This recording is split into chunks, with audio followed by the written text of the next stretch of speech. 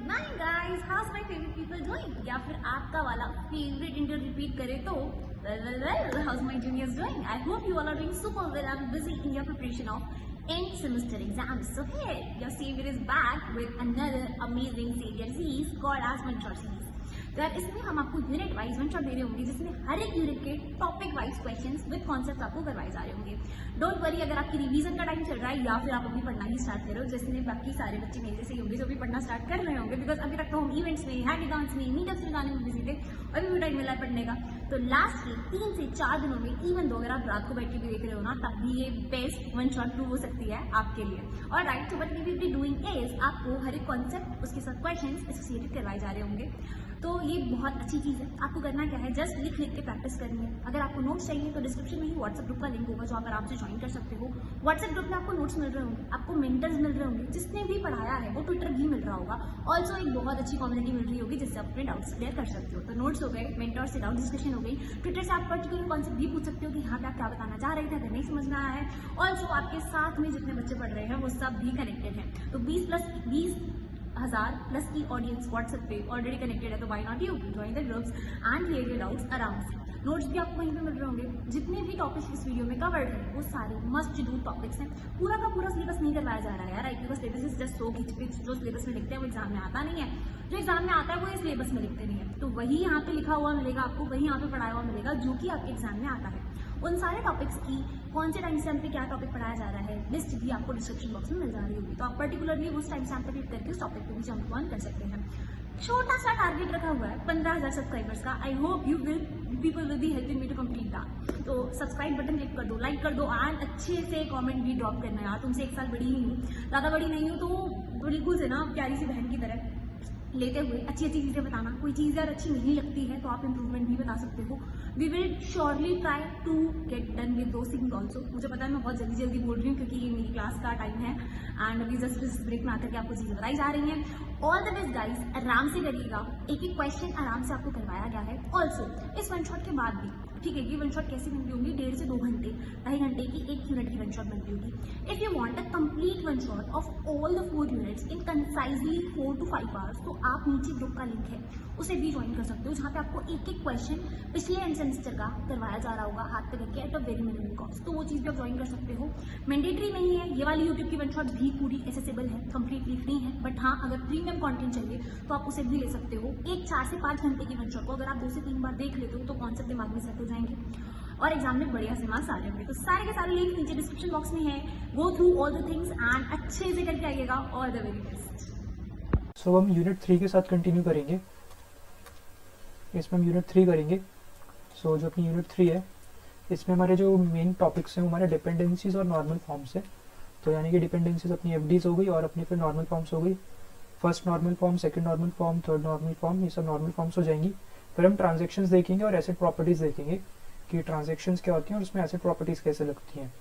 फिर एक अपना अगला टॉपिक आ जाएगा सीरियलाइजेबिलिटी, कॉन्करेंसी कंट्रोल और डेटाबेस रिकवरी मैनेजमेंट, ये हो जाएगा। फिर उसके बाद अगला topic data storage and indexes, hashing techniques.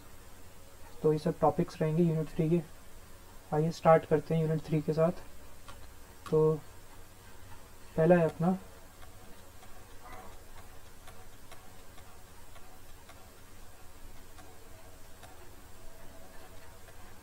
अपना पहला टॉपिक है नॉर्मलाइजेशन एंड डेटाबेस सिस्टम्स। तो नॉर्मलाइजेशन क्या होती है? नॉर्मलाइजेशन होता है is the process of structuring a relational database to reduce data redundancy. तो एक प्रोसेस होता है जिसके हम क्या करते हैं, हम अपने रिलेशनल डेटाबेस से जो डेटा रिडंडेंसी होती है उसको कम कर देते हैं। सो इसमें मतलब हमारा क्या हो जाता है, रिड्यूस डेटा रिडंडेंसी, ये इसका मेन काम होता है। और डेटा इंटीग्रिटी इंप्रूव होती है, ठीक है। It ensures that the database is optimized for efficient storage, maintenance and retrieval of data. इसमें अपना क्या होता है, it involves breaking down a large table into smaller. तो इसमें क्या करते हैं, डिकम्पोज करते हैं। और इसमें तब तक डिकम्पोज करते हैं, एक हमारी टर्म होती है उसको हम बोलते हैं अपना सिंगल रिस्पॉन्सिबिलिटी प्रिंसिपल। जब तक हमारा सिंगल रिस्पॉन्सिबिलिटी प्रिंसिपल अचीव नहीं हो जाता तब तक हम इसको ब्रेक डाउन करते रहते हैं, जो अपना टेबल होता है। तो हम तब तक अपने टेबल को क्या करते रहेंगे, ब्रेक डाउन करते रहेंगे। तो इसमें सबसे पहले अगर हमें नॉर्मलाइजेशन समझना है उसके लिए हमको फंक्शनल डिपेंडेंसी समझनी पड़ेगी। तो अभी नॉर्मलाइजेशन को छोड़ो, अभी हम फंक्शनल डिपेंडेंसी के साथ स्टार्ट करते हैं। तो फंक्शनल डिपेंडेंसी क्या होती है, ये एक रिलेशनशिप होता है जिसमें एक सेट ऑफ एट्रीब्यूट्स डिटरमाइन करता है एक दूसरे सेट को।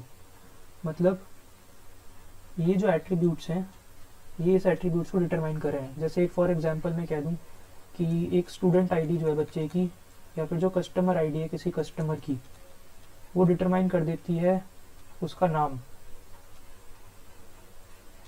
ये एक एट्रीब्यूट है और ये भी एक एट्रीब्यूट है।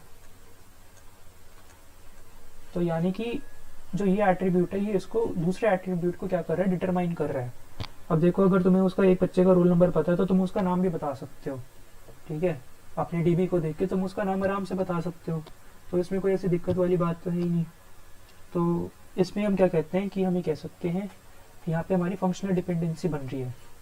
इसमें हम एक्स को बोलते हैं डिटर्मिनेंट, जो कि डिटरमाइन करता है।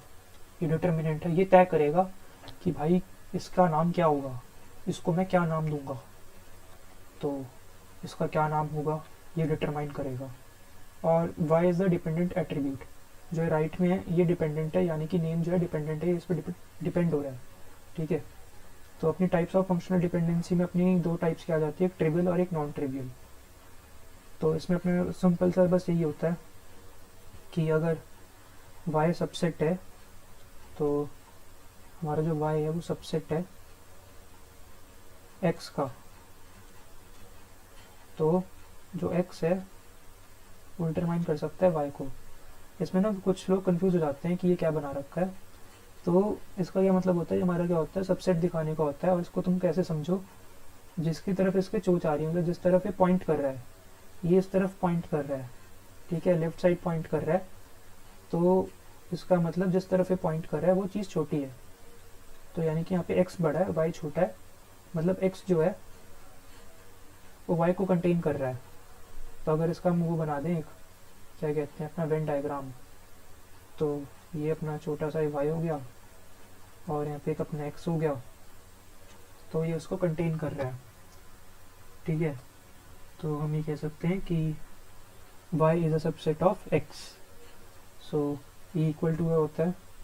तो पहली एफडी अपनी ये होती है फंक्शनल डिपेंडेंसी कि अगर y अगर सबसेट x का, तो x तो y को डिटरमाइन कर ही देगा। अब देखो ना, अगर जो y है वो सबसेट x का, तो x तो इसको डिटरमाइन कर ही सकता है, कर सकता है कि नहीं कर सकता। अब अगर इसका वो वही हो जाएगा तो वो उसको आराम से डिटरमाइन कर देगा, उसको कोई दिक्कत ही नहीं होगी। तो मतलब x आराम से इसको डिटरमाइन कर पाएगा। तो इसी को हम ट्रिवियल एफडी कहते हैं, कि हमारी ट्रिवियल एफडी हो जाती है। इसके बाद अगला आता है अपना नॉन ट्रिवियल एफडी। इसमें जो होता है y जो होता है सबसेट नहीं होता x का, तो y not a subset of x। इसको हम ऐसे शो कर सकते हैं कि जो अपना y होता है वो अपना सबसेट नहीं होता है x का। सो हमारा ये हो जाता है। और या फिर तुम एक चीज़ और कह सकते हो कि अगर तुम x और y का क्या कहते हो यूनियन ले लो, हाँ यूनियन कैसे लेते हैं, ऐसे, तो वो नल हो जाएगा, एफआई हो जाएगा, ठीक है। अगला अपने कुछ रूल्स आ जाते हैं। रिफ्लेक्सिविटी है, ऑगमेंटेशन है, ट्रांजिटिविटी इंपॉर्टेंट है, तुम इसको देख सकते हो। नॉर्मल से रूल्स हैं, कुछ ऐसे खास नहीं है।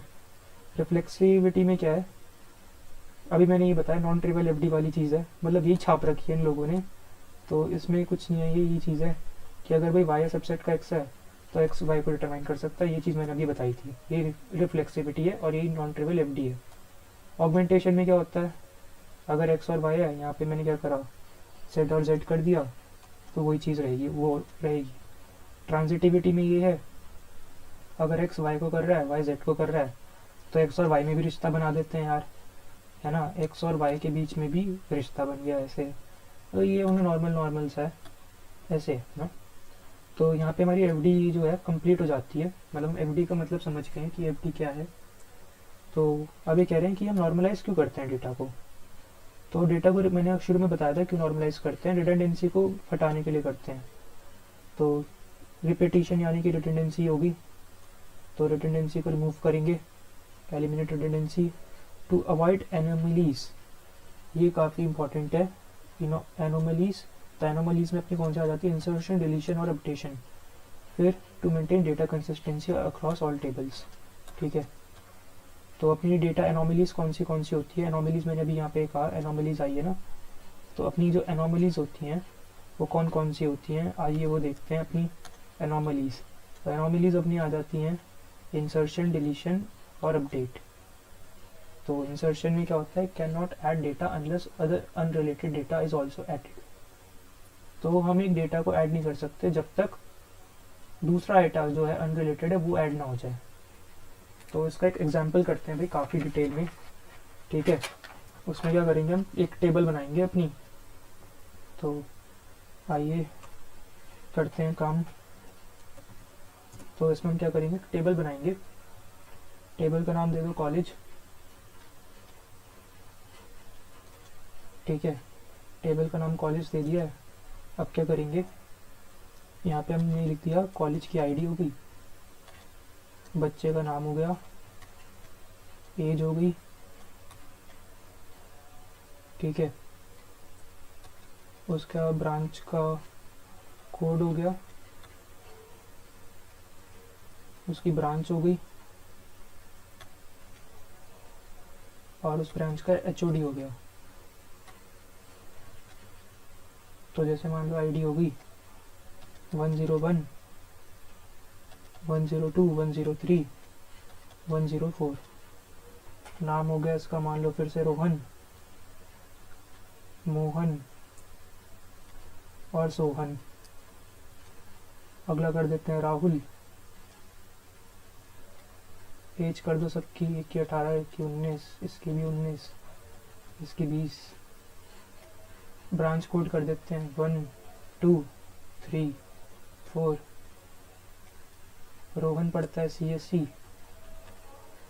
फिर मोहन पढ़ता है ECE, ये पढ़ता है IDS, ये पढ़ता है IML। HOD के भी कुछ नाम रख देते हैं, HOD के नाम ABCD रख देते हैं, चलो ABCD। तो अब हम पहली एनोमली डिस्कस करते हैं, इंसर्शन एनोमली। तो मान लीजिए एक और बच्चा जो है कॉलेज में एनरोल होता है। ठीक है, तो एक न्यू स्टूडेंट आता है। मैं सबसे पहले इंसर्शन एनोमली बता रहा हूँ तुमको। मान लो उसका नाम हो गया जतिन, तो वो आ रहा है, बट दिक्कत क्या है, उसको रोल नंबर में मिल गया, बट अभी उसकी ब्रांच डिसाइडेड नहीं है, ब्रांच उसकी नॉट डिसाइडेड है, पर उसको एडमिशन मिल गया है। ठीक है, क्योंकि फर्स्ट ईयर के बाद वो अपडेट वगैरह हो जाती है, तो अभी कुछ पक्का नहीं, उसकी टेम्प्रेरी ब्रांच अभी कुछ पता ही नहीं है। तो इसमें क्या होगा, हम इस स्टूडेंट की एंट्री कर ही नहीं सकते इस डेटाबेस में, मतलब इस कॉलेज रिलेशन में इस बच्चे की जो एंट्री है वो हम कर ही नहीं सकते ऐसे में। ठीक है, तो उसकी हमें ब्रांच नहीं पता तो हम कर ही नहीं पाएंगे। अब मान लीजिए एक और चीज़ आ जाती है कि अब जैसे ज़माना आजकल AIDS वगैरह का चल रहा है, एक और IIoT नाम का एक और इंटरनेट ऑफ थिंग्स का ये अपना जो कॉलेज है वो इंट्रोड्यूस कर देता है, और अभी इसमें कोई बच्चा एनरोल ही नहीं होता। इसमें इस कोर्स में अभी तक कोई बच्चा एनरोल नहीं होता। तो मैंने एक ही दूसरा केस ले लिया है। ठीक है, पहले तो ये जतिन वाला ले लिया, ये ज़्यादा सही अच्छे से समझ आएगा तुमको। तो इसमें मैंने क्या करा, IoT सब्जेक्ट इंट्रोड्यूस किया कॉलेज में, पर अभी कोई बच्चा आया ही नहीं है, सबको लग रहा है इससे तो कुछ होगा नहीं, तो डर लग रहा है, तो अभी तक कोई बच्चा एनरोल ही नहीं हुआ इसमें। बट अगर तुम IoT इसमें डालने की कोशिश करोगे ना, दिक्कत ये है, अगर रिलेशन में IoT डालने की जरूरत करेंगे, जब वो करेंगे ट्राई मारेंगे, तो ऐसा होगा ही नहीं। क्योंकि भाई यहाँ पे फिर तुम क्या करोगे, तो तुम्हें हर जगह नल यूज़ करना पड़ेगा। तो ऐसे में क्या कर पाते हैं हम, उसको कर ही नहीं पाते। देखो यहाँ पे भी ये लिख रखा है, हम डेटा को ऐड नहीं कर पाते unless other unrelated data is also added. तो हम IoT वाले डेटा को ऐड नहीं कर पा रहे क्योंकि अनरिलेटेड डेटा जैसे स्टूडेंट का कोई नाम वगैरह हो गया वो ऐड ही नहीं है। अब तुम देखो IoT और स्टूडेंट डेटा का क्या वास्ता, IoT भाई ब्रांच हो गई या स्टूडेंट का नाम हो गया, तो ये अनरिलेटेड डेटा कह सकते हो तुम इसको। तो हम IoT जो ब्रांच है इसको ऐड नहीं कर पा रहे हैं इस अपने रिलेशन में, क्योंकि अभी कोई स्टूडेंट ने एनरोल नहीं किया है। तो फिर तुम ये कह सकते हैं कॉलेज में तो IoT है ही नहीं, बट एक्चुअली में कॉलेज में IoT है। तो ये हमारी एक एनोमली हो जाती है इसकी, किसकी, हमारी मतलब एनोमली हो जाती है। तो इस एनोमली को ख़त्म करने के लिए नॉर्मलाइजेशन का यूज़ करते हैं। एक दूसरी एनोमली होती है अपनी डिलीशन की। मान लीजिए सोहन पास आउट कर जाते हैं, कॉलेज छोड़ देते हैं या फिर ड्रॉप आउट मार देते हैं कि नहीं मुझे तो स्टार्टअप करना है, मैं वो ड्रॉप आउट मार रहा हूँ, मैं कॉलेज से पक चुका हूँ, ये ड्रॉप आउट मार दिया इसने, ख़त्म। तो सोहन ने मारा है वैसे अगर देखा जाए तो, वैसे सोहन ने मारा है ड्रॉप आउट तो सोहन ने क्या करा, ड्रॉप आउट मार दिया, मैं नहीं पढ़ूंगा, मैं कुछ और नया करूँगा, तो इसने ड्रॉप आउट मार दिया, ड्रॉप आउट कर दिया कॉलेज से। तब इसने अगर कॉलेज से ड्रॉप आउट कर दिया, इस वजह से क्या होगा, इसकी जो इन्फॉर्मेशन है ना ये तो इतनी तो डिलीट होगी, ये तो होनी चाहिए देखो, बट ये एक तो डिलीट हो रही है, ये वाली जो इन्फॉर्मेशन है ना ये भी डिलीट हो जाएगी। डिलीट भाई ये होनी चाहिए थी, वो हो गई, बट इसके साथ ये भी, मतलब सोहन तो डूबा, इसको भी लेके डूबा, मतलब ये डूबा सबको लेके डूबूंगा मैं, तो इसको भी लेके डूब गया।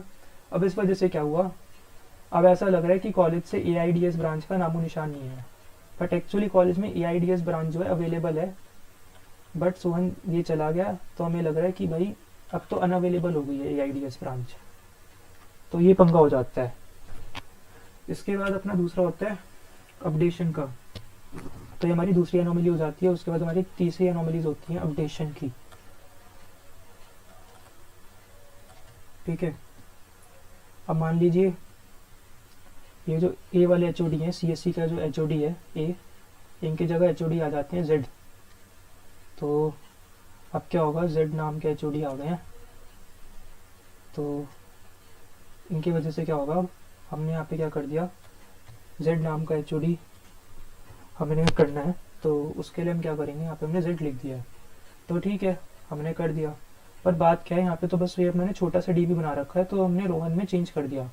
पर मान लो अगर मेरे पास 100 एंट्रियाँ होती और रोहन के जैसे 100 बच्चे और होते, और सबके में लिखा होता है यहाँ पे A HOD का नाम क्या है भाई A, फिर मुझे सब में जाके क्या करना पड़ता, उसको Z करना पड़ता, ठीक है। या तुम दूसरा ये ले सकते हो कि भाई ब्रांच जो CSC बोलते हैं, अब CSC की जगह हम इसको CS बोलेंगे, बस अब CSC नहीं बोलेंगे, तो जो 100 के 100 बच्चे हैं सबके में जाके उनकी एंट्री चेंज करनी पड़ेगी, उसको CSC से CS करना पड़ेगा, ये दिक्कत हो जाएगी। तो अपडेशन में तुम्हें बहुत काफ़ी टाइम लग जाएगा, इसमें काफ़ी प्रॉब्लम होगी, तो एक और एनोमली हो जाती है अपनी। तो इन एनोमलीज को सुधारने के लिए हम क्या करेंगे, नॉर्मलाइजेशन का यूज़ करेंगे। तो वापस PDF अपनी उस पर आते हैं, तो इसको सुधारने के लिए हम नॉर्मलाइजेशन का यूज़ करेंगे, ये एनोमलीज हमारी क्या होंगी, फिर ख़त्म हो जाएंगी, ठीक है। एक चीज़ और दिखा देता हूँ कैसे ख़त्म होंगी, वैसे अभी दिखानी चाहिए पर चलो बता देता हूँ कैसे होंगी। तो ये सब था अपना, तो इसको अगर ख़त्म करना है तो तुम क्या कर सकते हो, नॉर्मलाइजेशन हम अप्लाई करेंगे, अप्लाइंग नॉर्मलाइजेशन, वहाँ पे स्पेस नहीं, यहाँ पे लिख रहा हूँ इसलिए। तो हमारे पास क्या था, ID थी, नेम था, एज थी और ब्रांच थी, ठीक है। फिर उसके बाद इसको तुम ले लो ब्रांच कोड, हमने क्या करिए कि टेबल बना दिया और उस टेबल का नाम रख देंगे हम मान लो इसमें हमने टेबल का नाम रख दिया स्टूडेंट टेबल, और हम एक और टेबल बनाएंगे, उस टेबल का नाम रखेंगे ब्रांच टेबल। उस ब्रांच टेबल में क्या लिखेंगे, हम ब्रांच कोड लिखेंगे, ब्रांच का नेम लिखेंगे और HOD का नेम लिखेंगे। और अगर तुम देखो हमने क्या किया है, ये जो ब्रांच कोड है इसको यहाँ पे डाल दिया है, ठीक है। तो यहाँ पे एज अ फॉरेन की का काम कर रही है। तो अगर तुम यहाँ पे देखो तो यहाँ पे हमने क्या कर दिया, यहाँ पे इसको डाल दिया, तो यहाँ पे फॉरेन की का काम कर रही है। तो हमने दो अलग सेपरेट टेबल्स बना दिए, एक स्टूडेंट टेबल बना दिया और एक ब्रांच टेबल बना दिया। अब जो हमने हमारी एनोमलीज आ रही थी, जो इनके हमने 3 नाम थे जो हमारे इंसर्शन वगैरह, तो अगर तुम अब करोगे वो उनको फिर से वो करोगे, जैसे मान लो बच्चा आया था, जतिन आया था, तो जतिन जब एनरोल करेगा तो आराम से एनरोल कर पाएगा वो, ठीक है, उसको दिक्कत नहीं होगी। और फिर एक और मैंने वो किया था कि जैसे HOD जो थे हमारे चेंज हो गए थे या फिर हमारे ब्रांच का नाम चेंज हो गया था, तो हमें बस एक बार ही चेंज करना पड़ेगा, उसको बार बार चेंज नहीं करना पड़ेगा। तो ऐसे रिडंडेंसी जो होगी हमारी रिमूव हो जाएगी उससे। तो ये काफ़ी सही चीज़ होती है और ऐसे हमारी कोई एनोमलीज क्रिएट नहीं होंगी। जो हमारी तीनों एनोमलीज थी उससे हमें छुटकारा मिल जाएगा। तो इसको आगे जाके और डिटेल में देखेंगे। तो की ऑब्जेक्टिव ऑफ नॉर्मलाइजेशन देखते हैं, रिड्यूस डेटा डुप्लीकेशन या फिर redundancy, prevent anomalies, improve database performance and maintainability. तो एनोमलीज हमारी रिमूव हो गई थी ना इस वाले से, अब देखो रिमूव हो गई हैं भाई। तुम अगर कुछ डिलीट करोगे, वो जो अपना बच्चा जो अपना सोहन था वो अगर चला भी जाएगा तो कोई दिक्कत नहीं होगी। EIDS ब्रांच यहाँ पे लिखी भी है, वो कहीं नहीं जा रही ब्रांच, ठीक है। और अगर मान लो कुछ हम नया इंसर्ट करते हैं IoT ब्रांच, तो यहाँ इंसर्ट होगी, बच्चा आए या ना आए यहाँ पे अवेलेबल है वो, तो इंसर्शन एनोमली भी नहीं होगी। तो ऐसे जो होता है अपना नॉर्मलाइजेशन की वजह से हमारा ये जो एनोमलीज थी वो ख़त्म हो गई है। और इसमें हमारा जो प्रिंसिपल था वो सिंगल रिस्पॉन्सिबिलिटी प्रिंसिपल वो काम आया है, क्योंकि वो ये बोलता है कि DB में एक टेबल का एक ही काम हो सकता है ना। तो उसका एक ही काम है, जैसे स्टूडेंट टेबल का काम है बस स्टूडेंट की इन्फो को स्टोर करना, और ब्रांच वाले का काम है इसका बस इन्फो स्टोर करना बस। तो इनका बस एक ही काम है। पर जो वहाँ पे था इनके दो दो काम है, ये मतलब नाम भी स्टोर कर रहे हैं, स्टूडेंट की इन्फॉर्मेशन भी स्टोर कर रहे हैं, और फिर ब्रांच की भी इन्फॉर्मेशन, HOD की इन्फॉर्मेशन भी स्टोर कर रहे हैं। तो यहाँ पे जो हमारा सिंगल रिस्पॉन्सिबिलिटी प्रिंसिपल है वो वायलेट हो जाता है, वायलेट हो जाता है। फिर उसके बाद हम अगले आगे चलते हैं, टाइप्स ऑफ नॉर्मल फॉर्म। तो अब हम नॉर्मल फॉर्म्स देखते हैं। तो नॉर्मल फॉर्म्स में अपना सबसे पहले आता है 1NF, फर्स्ट नॉर्मल फॉर्म। तो अब हम नॉर्मलाइजेशन देखते हैं। नॉर्मलाइजेशन हम अप्लाई करेंगे ताकि हमारा जो है DB मतलब जो हमारा रिलेशनल टेबल है काफ़ी सही बन जाए। तो पहली है अपनी 1NF। तो इसमें क्या होता है, each attribute must contain atomic या फिर इंडिविजिबल वैल्यूज। तो इसका एक एग्जांपल दे देता हूँ। जैसे मैंने बना दी एक स्टूडेंट टेबल बना देते हैं, और यहाँ पे मैंने ID दे दी, इसको दे दी 1, एक यहाँ दे दी 2, नेम दे दिया इसको रोहन, इसको दे दिया मोहन। और हम एक चीज़ और कर सकते हैं, यहाँ पे हम डिपेंडेंट नेम डाल सकते हैं, या फिर ऐसा करते हैं फ़ोन नंबर डाल देते हैं। तो फ़ोन नंबर हमने इसका डाल दिया 835, ठीक है। पर जो मोहन है ये दो नंबर लेके घूम रहा है 9292, और एक और लेके घूम रहा है 8282, ये दो लेके घूम रहा है। तो यहाँ पे क्या हो गया, इसकी जो वैल्यूज़ हैं वो एटॉमिक नहीं है। मतलब यहाँ पे अगर तुम कहो मेन चीज़ अपनी है, यहाँ पे मल्टी वैल्यूड एट्रीब्यूट नहीं आना चाहिए। 1NF फॉर्म में मल्टी वैल्यूड एट्रीब्यूट जो है वो अलाउड नहीं है, ओनली सिंगल वैल्यूड। बट यहाँ पे अगर तुम देखो तो ये दो फ़ोन नंबर लेके घूम रहा है, तो यहाँ पे मल्टी वैल्यूड एट्रीब्यूट आ रहा है, ठीक है। या फिर तुम अगर देखो बैंक में तुम डिपेंडेंट नेम लिखोगे तो उसमें हम एक से ज़्यादा लिख सकते हैं, तो वो हमारा मल्टी वैल्यूड एट्रीब्यूट हो जाता है, तो हम वो लिख रहे हैं। तो उस वजह से 1NF फॉर्म हमारी ख़राब हो जाती है। उसको ठीक करने के लिए तुम क्या कर सकते हो, ये ऐसी ऐसी लिखना है तुमको। बस यहाँ पे क्या करना है, इसको हटा दो ये 8282, और इसके बाद एक और यहाँ पे लिख दो फिर से मोहन 8282। ये इसका सॉल्यूशन है, ठीक है। अभी हमारी 1NF फॉर्म बन चुकी है, ये जो पूरी है अभी हमारी 1NF फॉर्म बन चुकी है, और हमारा काम हो चुका है। मतलब इसमें यह है कि हमारे मल्टी वैल्यूड एट्रीब्यूट्स नहीं होने चाहिए, सिंगल वैल्यूड होने चाहिए एक ही एंट्री पे। तब हमारे यहाँ पे सिंगल वैल्यूड एट्रीब्यूट्स आ चुके हैं, और अब कोई दिक्कत भी नहीं है, ठीक है। अगला बढ़ते हैं सेकंड नॉर्मल फॉर्म पे। तो इसमें देखो अब जैसे हम आगे बढ़ते रहेंगे तो जो हमने पीछे किया ना वो चीज़ सेटिस्फाई करती रहेगी। तो जो 2NF है 1NF तो है ही, उस बात में कोई वो नहीं है कन्फ्यूजन। तो इसका एक दे देते हैं, इसमें हमारा एक पार्शियल डिपेंडेंसी का जो है उसका एक कॉन्सेप्ट आता है। तो पार्शियल डिपेंडेंसी का जो कॉन्सेप्ट आता है उसको देखते हैं। तो इसको हटा देते हैं। नॉर्मल फॉर्म पे आ चुके हैं। तो सेकंड नॉर्मल फॉर्म पे आपको क्या करना है, यहाँ पे हमें निकालनी है, मतलब यहाँ पे हमारी नो पार्शियल डिपेंडेंसी है और यहाँ पे हमारी पूरी फुल डिपेंडेंसी होनी चाहिए। तो पहले हम देखते हैं पार्शियल डिपेंडेंसी चीज़ क्या है। तो हमारे कॉन्सेप्ट आते हैं यहाँ पे पार्शियल डिपेंडेंसी। इसको समझने के लिए हम क्या करते हैं, एक रिलेशन लेते हैं तो हमने एक रिलेशन दिया यानी कि टेबल, उसमें ABCD ये एट्रीब्यूट्स हैं, और इसमें जो अपना AB है ना, A और B, ये दोनों मिलके क्या बना रहे हैं, प्राइमरी की बना रहे हैं। क्या भाई, दोनों मिलके प्राइमरी की बना रहे हैं ये, ठीक है। अब हम क्या कहते हैं, ये जो हमारा A है और जो हमारा B है, ये क्या है, हमारे प्राइम एट्रीब्यूट्स हैं। ये भी प्राइम एट्रीब्यूट है, ये भी प्राइम एट्रीब्यूट है। तो सो अगर देखें, इसका कंक्लूजन ये है कि इस रिलेशन में हमारे 2 प्राइम एट्रीब्यूट हैं और 2 हमारे नॉन प्राइम एट्रीब्यूट हैं। जो C और D होंगे वो हमारे नॉन प्राइम एट्रीब्यूट्स कहलाए जाएंगे। ये एक नॉन प्राइम हो गया, ये एक नॉन प्राइम हो गया, ठीक है। अब तुम अगर आगे देखो, पार्शियल डिपेंडेंसी क्या होती है।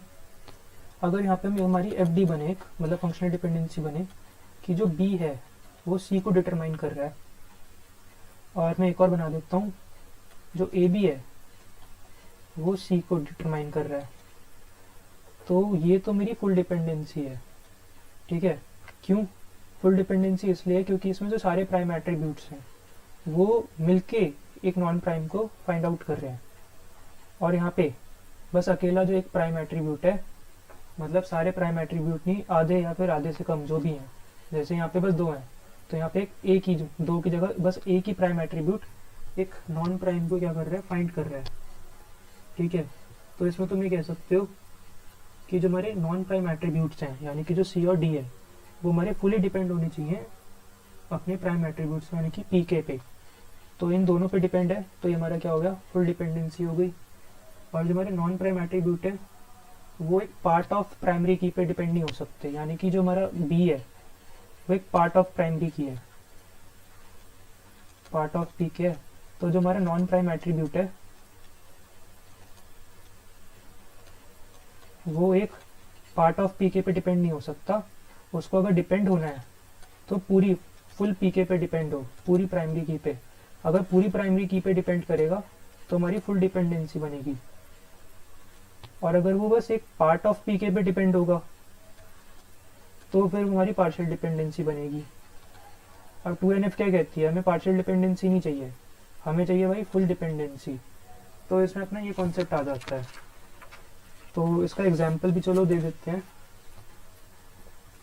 सो इसको हटा देते हैं। अब हमारा पार्शियल डिपेंडेंसी का हमें मतलब समझ आ गया है। तो मैंने यहाँ पे क्या करा, एक टेबल बनाऊंगा, स्टूडेंट असाइनमेंट। तो यहाँ पे उसकी आईडी होगी बच्चे की, यहाँ पे उसकी असाइनमेंट आईडी हो गई, और यहाँ पे उसका नाम हो गया नेम, और उसके असाइनमेंट का नाम हो गया। तो जैसे स्टूडेंट आईडी होगी हमारी S12, S13, S14, S15, assignment ID होगी 1 2 3 4।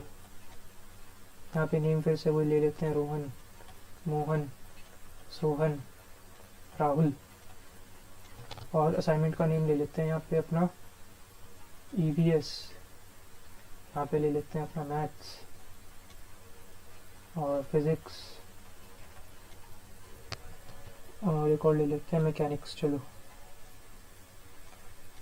सो ये ऐसे हमारा क्या बन गया है, वो बन गया है। तो यहाँ पे अगर तुम देखो, जो हमारी क्या कहते हैं, हमारी जो प्राइमरी की है, यहाँ पे प्राइमरी की हमारी स्टूडेंट आईडी और असाइनमेंट आईडी है, ये दोनों हमारी क्या है, प्राइमरी की है। तो यानी कि यहाँ पे जो हमारी प्राइमरी की है वो हमारी कॉम्पोजिट है, यानी कि वो दो से मिलके बनी है। तो अगर तुम देखो, प्राइमरी की तो अपनी इन दोनों से मिलके बन गई, तो प्राइम एट्रीब्यूट अपने कौन कौन से हो जाएंगे, एक हमारा हो जाएगा आईडी और एक हो जाएगा हमारा असाइनमेंट आईडी। ये हमारे प्राइम एट्रीब्यूट हो जाएंगे और ये दोनों हमारे नॉन प्राइम एट्रीब्यूट हो जाएंगे। तो यहाँ पे हमें क्या करना है, जो स्टूडेंट आईडी है वो यहाँ पे स्टूडेंट नेम को डिटरमाइन कर सकती है। भाई अगर मुझे स्टूडेंट की आईडी पता है तो मेरे को नेम भी पता होगा। तो यहीं पे हमारा वॉल्यूशन हो जाता है। वॉल्यूशन ये हो गया कि एक पार्ट ऑफ प्राइमरी की ने एक नॉन प्राइम एट्रीब्यूट को फाइंड आउट कर लिया। तो ये हमारी पार्ट ऑफ प्राइमरी की है और ये हमारा नॉन प्राइम एट्रीब्यूट है, और यहाँ पे हमारा वॉल्यूशन हो गया, और ये हमारी क्या बन गई, पार्शियल डिपेंडेंसी बन गई। अब इसको ठीक करना है। ठीक करने के लिए क्या करेंगे, हम डिकम्पोज करेंगे। मैंने कहा था नॉर्मलाइजेशन में डिकम्पोजिशन करते हैं टेबल्स का। तो अब यहाँ पे हम डिकम्पोज करके इसके 2 टेबल्स बनाएंगे। एक हम बनाएंगे स्टूडेंट नाम की, तो स्टूडेंट नाम की उसमें मैंने डाल दी, मैंने स्टूडेंट नाम का मैंने एक टेबल बनाया जिसमें मैंने आईडी डाल दी, उसकी असाइनमेंट आईडी डाल दी और उसका नेम डाल दिया। ये मेरा काम क्या करेगा, फॉरेन की का, और क्या करेगा, इस्टेब्लिश करेगा लिंक्स। ठीक है, इसका ये काम रहेगा यहाँ पे। और इसके बाद मैं एक और वो बनाऊंगा, उसका नाम होगा हमारा प्रोजेक्ट टेबल बनाऊंगा एक। तो इसके बाद हम एक प्रोजेक्ट टेबल बनाएंगे। तो एक और टेबल बनाते हैं, प्रोजेक्ट टेबल।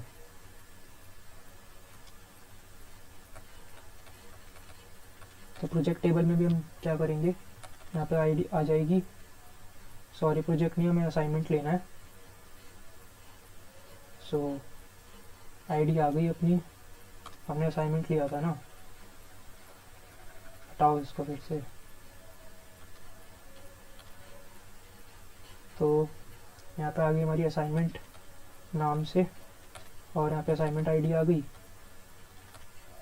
और यहाँ पे आ गया उसका नेम, और यहाँ पे हम फिल कर देंगे। और यहाँ पे जो है ये क्या कर रहा है, इस्टेब्लिश कर रहा है कनेक्शन। तो यहाँ से अगर तुम ट्राई करोगे ना, तो यहाँ पे जैसे अगर तुम देखो हमारी जो आईडी है, देखो अभी हमारी बस यहाँ पे बस एक प्राइमरी की है और एक यहाँ पे प्राइमरी की है, तो यहाँ पे पार्शियल डिपेंडेंसी हो पाएगी। अब जो आईडी है वो अकेले इसको डिटरमाइन कर रही है, नेम को, तो हमारी फुल डिपेंडेंसी हो जाएगी। ऐसे यहाँ पे असाइनमेंट आईडी जो है वो असाइनमेंट के नेम को वो कर रही है डिटरमाइन, तो हमारी फुल डिपेंडेंसी हो जाएगी। तो यहाँ से उसका मतलब तो हट ही गया अब पार्शियल डिपेंडेंसी का। तो यहाँ पे हमारी 2NF फॉर्म हमें अचीव हो गई है। ठीक है, इसके साथ हमारी 2NF खत्म हो जाती है। अब देखते हैं आगे 3NF। तो 3NF का भी ये है कि उसको 2NF होना चाहिए और कोई ट्रांजिटिव डिपेंडेंसी होनी चाहिए, उसमें क्या पार्शियल डिपेंडेंसी नहीं होनी चाहिए, यहाँ पे कोई ट्रांजिटिव डिपेंडेंसी नहीं होनी चाहिए। तो our non key attribute must not depend on another non key attribute.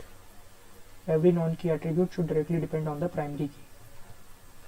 तो इसमें अपना मेन चीज़ ये कह रहा है कि एक नॉन प्राइम एट्रीब्यूट दूसरे नॉन प्राइम एट्रीब्यूट को ना ढूंढे। तो इसका भी एक एग्जांपल ले लेते हैं, एग्जांपल जैसा भी हमने लिया एक और। तो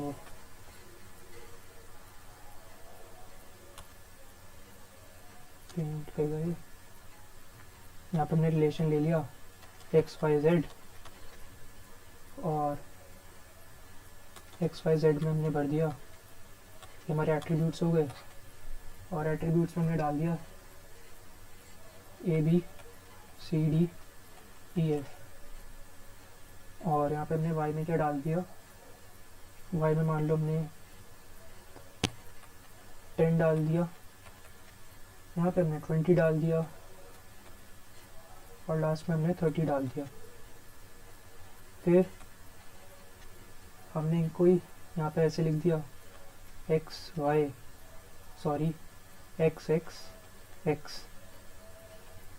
इसको लिख दिया YY और Z। तो अगर तुम देखो ये चीज़ जो है ना हमारी, ये बार बार रिपीट हो रही है, तो इससे वजह से क्या आ रही है, रिडंडेंसी आ रही है, इसको हटाना है। तो यहाँ पे एक्चुअली हो क्या रहा है, देखो 2NF तो है ही, यहाँ पे फंक्शनल डिपेंडेंसी ये बैठ रही है कि जो A है वो B को डिटरमाइन कर रहा है और जो B है वो C को डिटरमाइन कर रहा है। तो देखो ना कि जैसे A ने डिटरमाइन किया 10 है, फिर इसने इसको आगे डिटरमाइन कर दिया, यहाँ पे ऐसे बैठ रहा है। तो अगर B C को कर रहा है तो B एक नॉन प्राइम है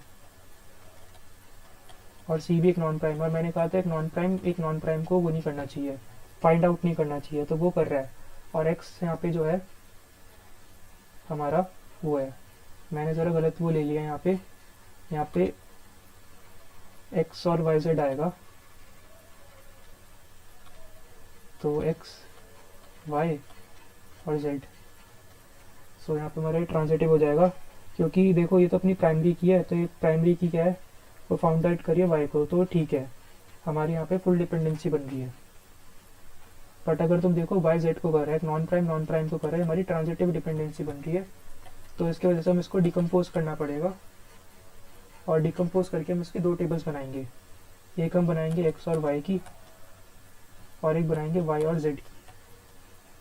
तो x और y में सारा ये डाल देंगे ABCD से EFG तक, और ये करस्पॉन्डिंग वैल्यूज डाल देंगे।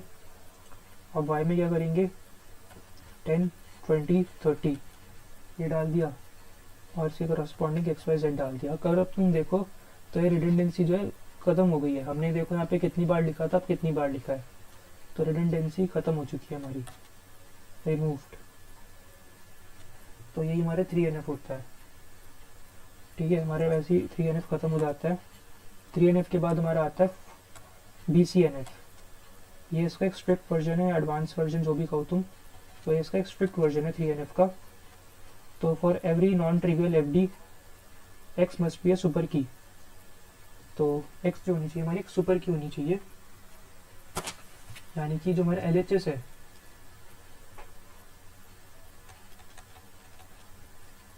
वो हमारी या तो सुपर की होनी चाहिए, या फिर कैंडिडेट की भी चलेगी, कोई दिक्कत नहीं है, ये कैंडिडेट की होनी चाहिए। तो ये इसमें अपना आ जाता है BCNF, और ये 3NF तो है ही ऑलरेडी। सो ये हमारा BCNF हो जाता है। तो इसका भी तुम ऐसी एग्जांपल ले सकते हो कि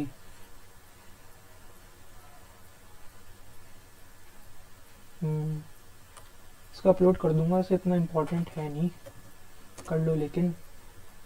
BCNF तो इसकी एक फुल फॉर्म देख लो, और बॉयज कॉड नॉर्मल फॉर्म।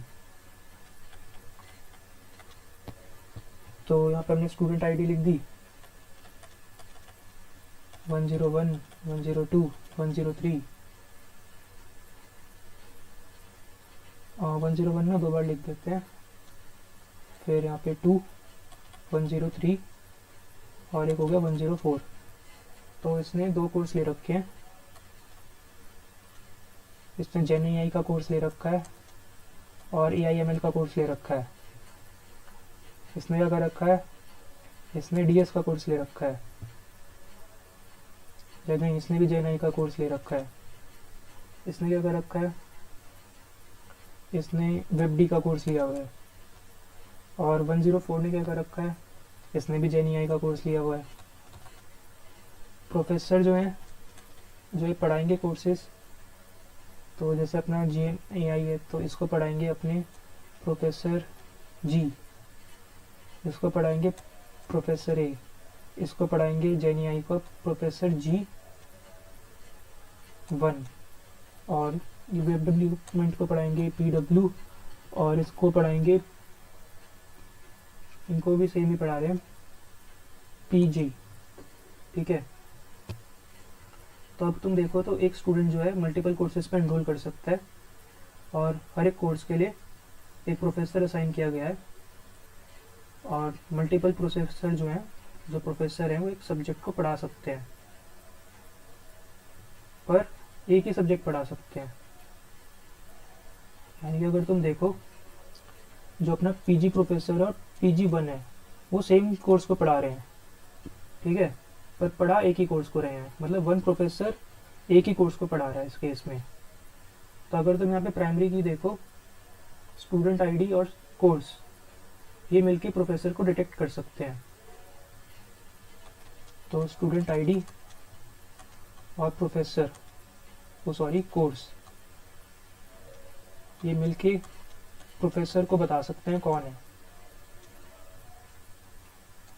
ऐसी जो प्रोफेसर है वो बता सकता है क्या कोर्स है, पता चल जाएगा ना उसके नाम से कि हाँ ये जाबो पढ़ाते हैं, GenAI पढ़ाते हैं, AIML पढ़ाते हैं।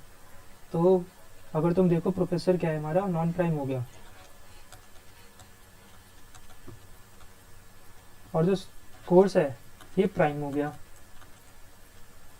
तो ये जो अपना नॉन प्राइम है ये अपना सुपर की में नहीं आएगा, क्योंकि नॉन प्राइम तो सुपर की में क्यों आएगा, क्योंकि सुपर की में वो आते हैं ना जो कि डिटरमाइन कर पाते हैं एक ट्यूपल को यूनिकली, तो उसमें तो प्रोफेसर तो आएगा नहीं, बस ये दोनों आएंगे। ठीक है, तो यहाँ पे क्या हो रहा है, एक जो सुपर की के अंदर पार्ट नहीं है वो एक सुपर की मतलब RHS को, वो जो प्राइम है उसको वो कर रहा है, उसको बता सकता है। तो यहाँ पे हमारा गलत हो रहा है। तो इसका क्या है, इसमें भी हमें क्या करना है, दो टेबल्स में तोड़ देना है, एक स्टूडेंट में हो जाएगा और एक प्रोफेसर में हो जाएगा। जैसे हमने बाकी टेबल्स में तोड़ा था, एक स्टूडेंट में टेबल में तोड़ दिया, यहाँ पे बता दो आईडी, और अब हम क्या करेंगे, प्रोफेसर आईडी को इंट्रोड्यूस कर देंगे, और एक हो जाएगा हमारा प्रोफेसर टेबल, उसमें हमारी प्रोफेसर आईडी हो गई, प्रोफेसर हो गया, और उसका एक सब्जेक्ट हो जाएगा।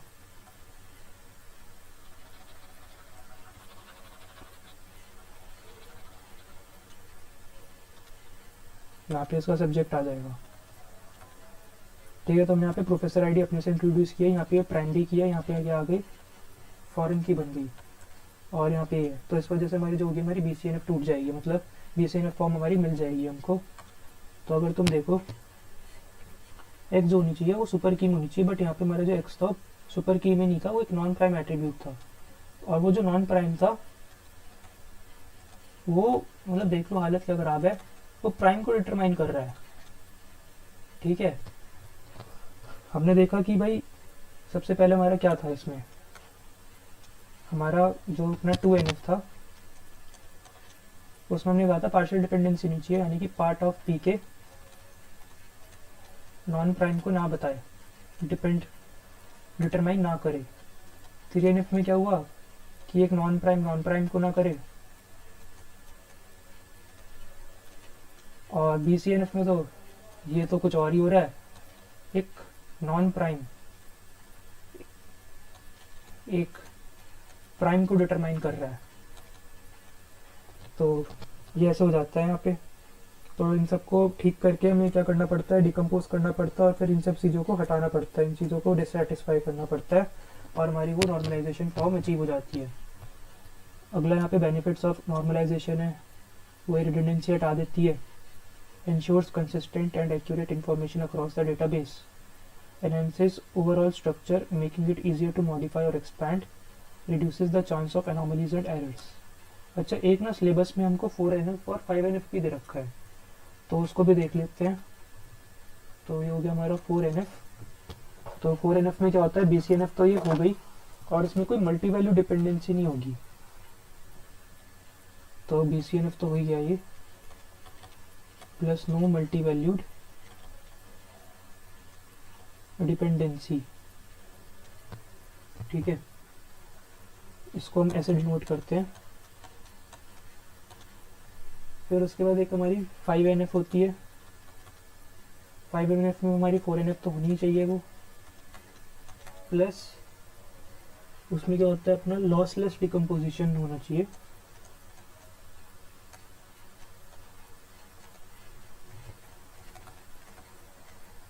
ठीक है, तो ये अपने 4NF और 5NF होते हैं, मेन पार्ट इनका यही है। ठीक है, तो हमारे यहाँ पे 4NF और 5NF हो गया। अब अगला चलते हैं हमारी ट्रांजेक्शन्स पे। सो ट्रांजेक्शन्स क्या होती हैं, अ transaction is a logical unit of work that consist of one और मोर SQL ऑपरेशंस।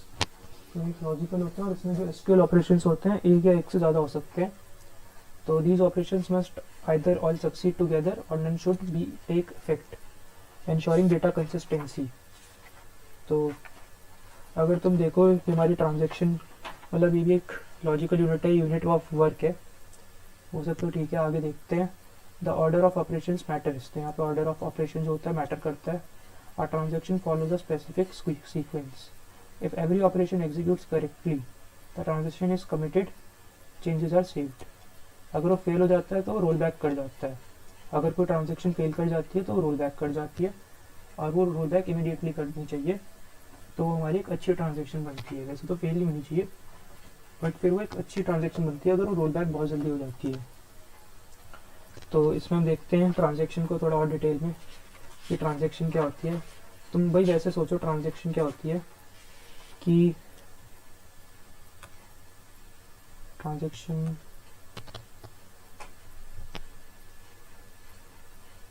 इसको हटा देते हैं। अब तो हमारी ट्रांजेक्शन क्या होती है, हम जो करते हैं भाई, किसी को पेटीएम कर रहे हैं, यूपीआई कर रहे हैं, है ना, फ़ोनपे वगैरह सब कर रहे हैं, ये सब क्या होती हैं, ट्रांजेक्शन्स होती हैं, ठीक है। तो ट्रांजेक्शन्स में क्या होता है, वो हमें लगता है कि ट्रांजेक्शन बस एक बार हुई है कि हम हमसे तो क्रेडिट मतलब हमसे डेबिट हो गए और वहाँ क्रेडिट हो गए, अगर हम किसी को पैसे भेज रहे हैं, ये होता है। तो हम इसको थोड़ा और अच्छे से देखते हैं। तो मान लीजिए एक आपका अकाउंट है, ठीक है, इसमें 1000 रुपये हैं, और आपके दोस्त का अकाउंट है, मान लो ये रोहन का है, मोहन का है, इसके में भी 1000 रुपये हैं। आप मान लो इसको 100 रुपये भेज रहे हो, तो 100 रुपये भेजने के बाद क्या होगा, आपके पास 900 बच जाएंगे और इसके पास कितने हो जाएंगे, 1100 हो जाएंगे।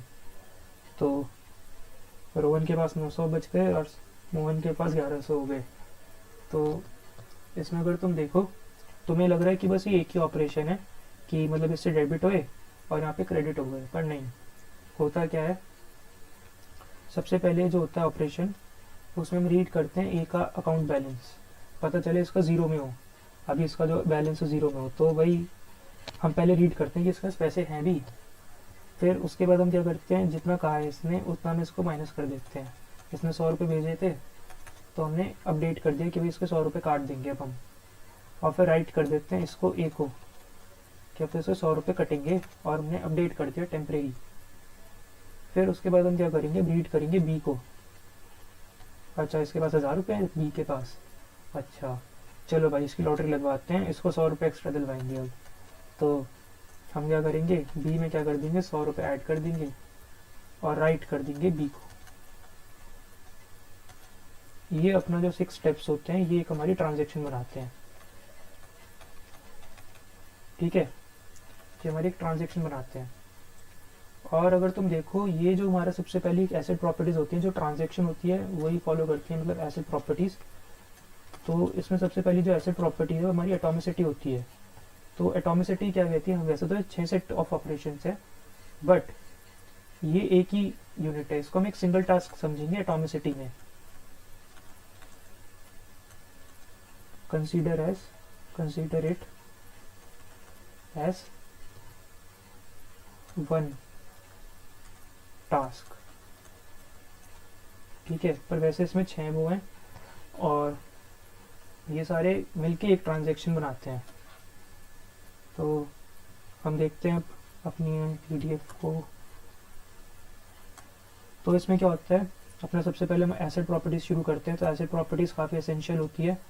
अगर एसेट प्रॉपर्टीज़ होंगी तो वो हमको गारंटी करेंगी कि एक रिलायबल प्रोसेसिंग हो रही है डेटाबेस सिस्टम में, कोई ऐसे घपला वगैरह नहीं होगा। अगर एसेट प्रॉपर्टीज़ होंगी तो ट्रांजेक्शन्स बहुत अच्छी होंगी, अगर एसेट प्रॉपर्टीज़ नहीं होंगी तो हर दिन कुछ ना कुछ कांड होते रहेंगे, घपले होते रहेंगे और मार्केट क्रैश कर जाएगा। पर एसेट प्रॉपर्टीज़ की वजह से नहीं हो पा रहा, ठीक है। तो एसेट प्रॉपर्टीज़ की वजह से काफ़ी रिलायबिलिटी हो जाती है हमारे ट्रांजेक्शन्स वगैरह में या फिर हमारे डेटाबेस सिस्टम में, ठीक है। सबसे पहली एसेट प्रॉपर्टी होती है हमारी एटॉमिसिटी। ये क्या बोलती है, या तो होगा या नहीं होगा। ये बात करती है 0 और 1 में, ठीक है, या तो होगा या नहीं होगा, या तो नहीं होगा या होगा, ठीक है। तो जैसे मान लो कि हमने जो अभी 6 सेट ऑफ ऑपरेशंस जो हमारे हुए थे यहाँ पे, ये तो इसमें मान लो एक ऑपरेशन बीच में फेल कर जाता है। जैसे मान लीजिए हम क्या कर रहे हैं, हम रीड भी कर रहे हैं, वो हमारा क्या हो जाता है, फेल हो जाता है। या फिर हम क्या कर रहे हैं, राइट ए कर रहे हैं, तो राइट ए में हमें कितना करना है, 900 करना है, ठीक है। तो ये क्या हो जाता है, ये इसमें कुछ फेलियर आ जाता है, सिस्टम फेल कर जाता है। तो उस वजह से क्या होता है, आगे ट्रांजैक्शन जा नहीं पाती है। तो अगर ट्रांजैक्शन यहाँ पे फेल कर जाती है तो भाई ये चीज़ ना यहाँ पे नहीं रुकनी चाहिए और ये चीज़ वापस रिस्टोर हो जानी चाहिए, मतलब रोल बैक हो जानी चाहिए। ये नहीं वेट करेंगे कि भाई आगे से फिर कंटिन्यू करेंगे, ठीक है। अभी तो 0.5 ट्रांजैक्शन हुई है, अभी इसको 1 करेंगे, थोड़े टाइम बाद देखते हैं, नहीं, या तो हुआ या नहीं होगा। सीधी सी बात है, ट्रांजैक्शन यहाँ पे रुक गई मतलब नहीं हुई, वापस घूम जाओ, वापस हो जाओ, ठीक है। मान लो यहाँ पे भी जाके कुछ दिक्कत हो जाए ना, वापस रोल बैक कर जाओ। यहाँ पे भी कोई इनकन्सिस्टेंसी, कुछ सिस्टम फेलियर आ जाता है तो वापस रोल बैक कर जाओ। ये बात है, ये हमारी एटॉमिसिटी है। तो इसमें हमको रोल बैक करना होता है। तो इसको और अच्छे से देखते हैं। एक जो सारे ऑपरेशंस हो रहे होते हैं, ये हमारे किस में हो रहे होते हैं, मेन मेमोरी में हो रहे होते हैं। जैसे कि हम क्या कर रहे हैं, रीड ए कर रहे हैं, है ना। तो ये सब रीड ए वगैरह जो हमारे स्टोर हो रहे हैं टेम्प्रेरी 900 रुपये या फिर उसमें 1100 अभी हमारे किस में हो रहे हैं, मेन मेमोरी में हो रहे हैं। और फिर बाद में क्या होता है, ये हमारे डीबी में चला जाता है, हम इसको ट्रांसफ़र कर देते हैं। ये सब हमारा ट्रांसफ़र हो जाता है डीबी में, ये हमारा डीबी हो गया और ये सारा कुछ इसमें ट्रांसफ़र हो जाता है। ठीक है, ये इसका एक अपना वो रहता है। तो एटॉमिसिटी में हमारा वही हो गया कि जो हमारी ट्रांजैक्शन है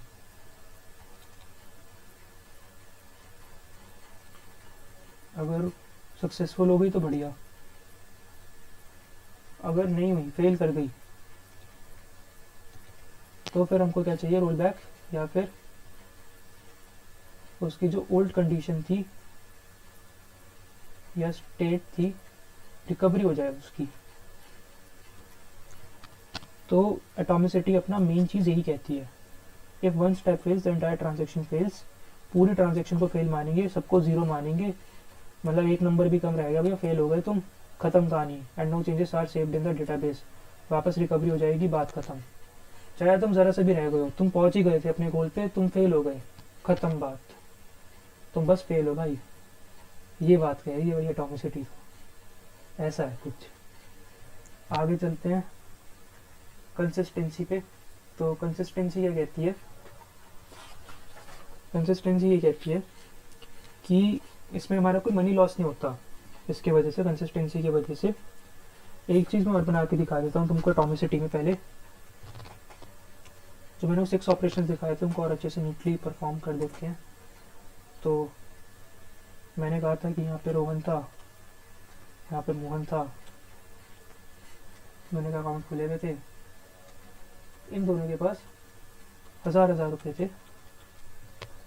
तो हमने सबसे पहले इसको रीड किया था, तो रीड करने में 1000 आ गया। फिर रीड करने के बाद हमने क्या करा, इसे 1000 में से 100 रुपये हटा दिए और वो कितना हो गया, 900। तो फिर हमने उसके आगे क्या करा, राइट करा इसका जो बैलेंस था, चलो ए कह देते हैं इसको। फिर उसके बाद हमारा कितना हो गया, 900 हो गया। यहाँ पे हमने क्या करा, रीड करा फिर से, तो हमने रीड करके क्या मिला, 1000 रुपये। 100 रुपये वहाँ से आए हैं, हमने क्या करा, प्लस 100 कर दिया, राइट किया, तो ये हमारे कितने हो गए, 1100। और ये हमारे क्या हो जाएगा, डीबी में स्टोर हो जाएगा, फिर बाद में परमानेंट हम इसको ट्रांसफ़र कर देंगे अपनी मेन मेमोरी से। तो जब ये दोनों चीज़ें हमारी यहाँ पे आ जाएंगी, ये दोनों चीज़ें हमारी यहाँ पे आ जाएंगी, तो हम इसको कहेंगे ट्रांजैक्शन सक्सेसफुल। ठीक है, यहाँ पे और अगर मान लो ये हमारा फेल हो जाता है ये चीज़, तो ये वापस रिवर्ट बैक कर जाएगा। ठीक है, अपनी वापस ओरिजिनल स्टेट पे रोल बैक कर जाएगा, ओल्ड स्टेट पे। इतना सा रहता है। अब अगली चीज़ मैंने क्या कही थी, कंसिस्टेंसी। कंसिस्टेंसी में क्या रहता है,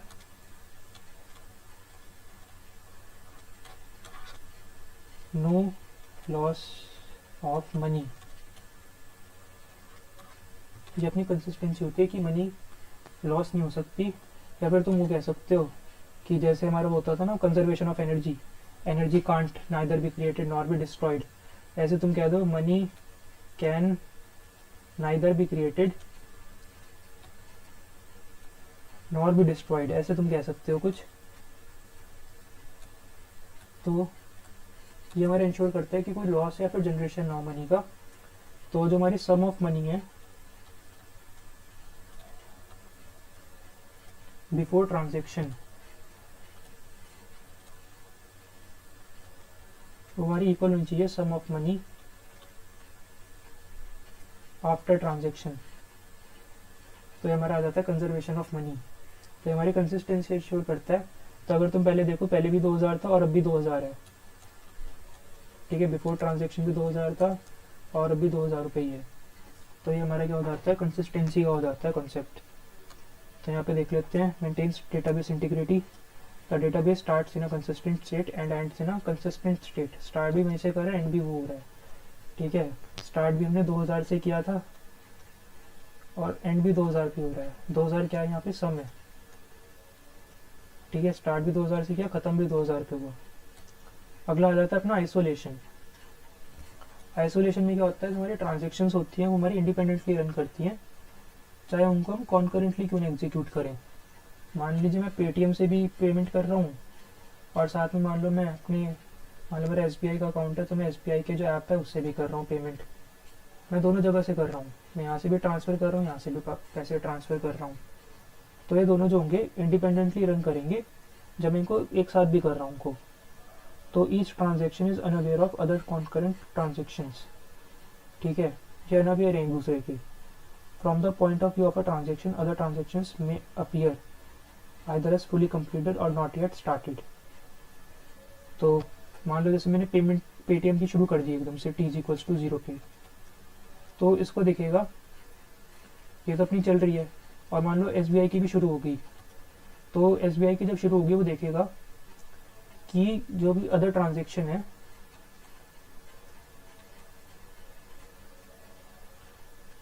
या तो वो कंप्लीटेड है,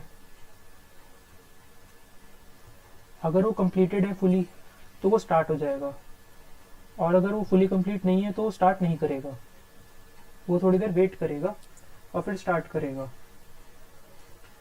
तो उस वजह से क्या होगा, कंसिस्टेंसी मेंटेन रहेगी और आइसोलेशन भी रहेगा, और वो दोनों एक दूसरे के काम में इंटरफेयर नहीं करेंगे। और इसका एक और हम वो देख लेते हैं, जैसे कि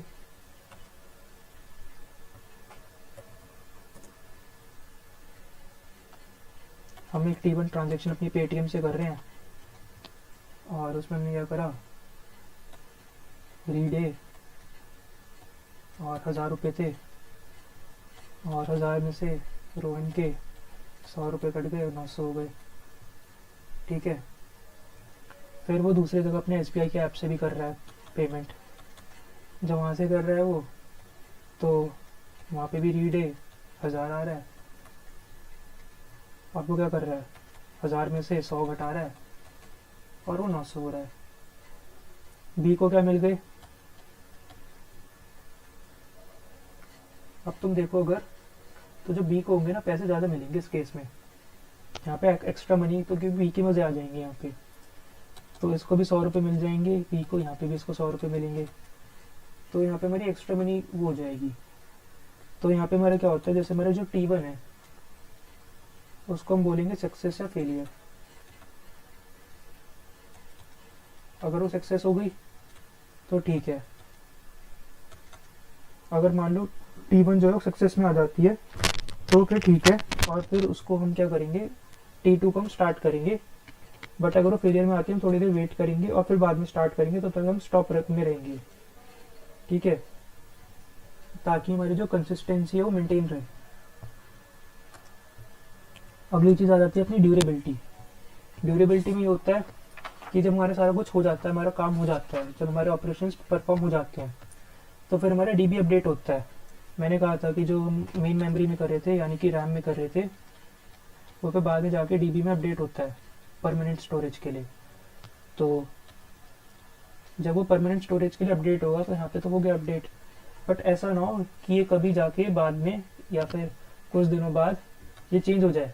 मान लो जैसे बी को अपना 1100 रुपये हो गए, मान लो वापस उसको 100 रुपये कहीं चले जाएं और 1000 रुपये हो जाएं, ऐसा नहीं होना चाहिए। अभी इसकी फॉर एवर फॉर लाइफ इसके 1100 रुपये रहने चाहिए इसके अकाउंट में।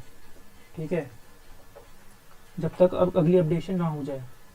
तो जो हमारी DB अपडेशन होती है वो परमानेंट रहती है, वो परसिस्ट करती है। तो ड्यूरेबिलिटी में जो हमारी क्या कहते हैं, जो हमारी DB अपडेशन है हमारी परमानेंट रहती है, परसिस्ट करती है।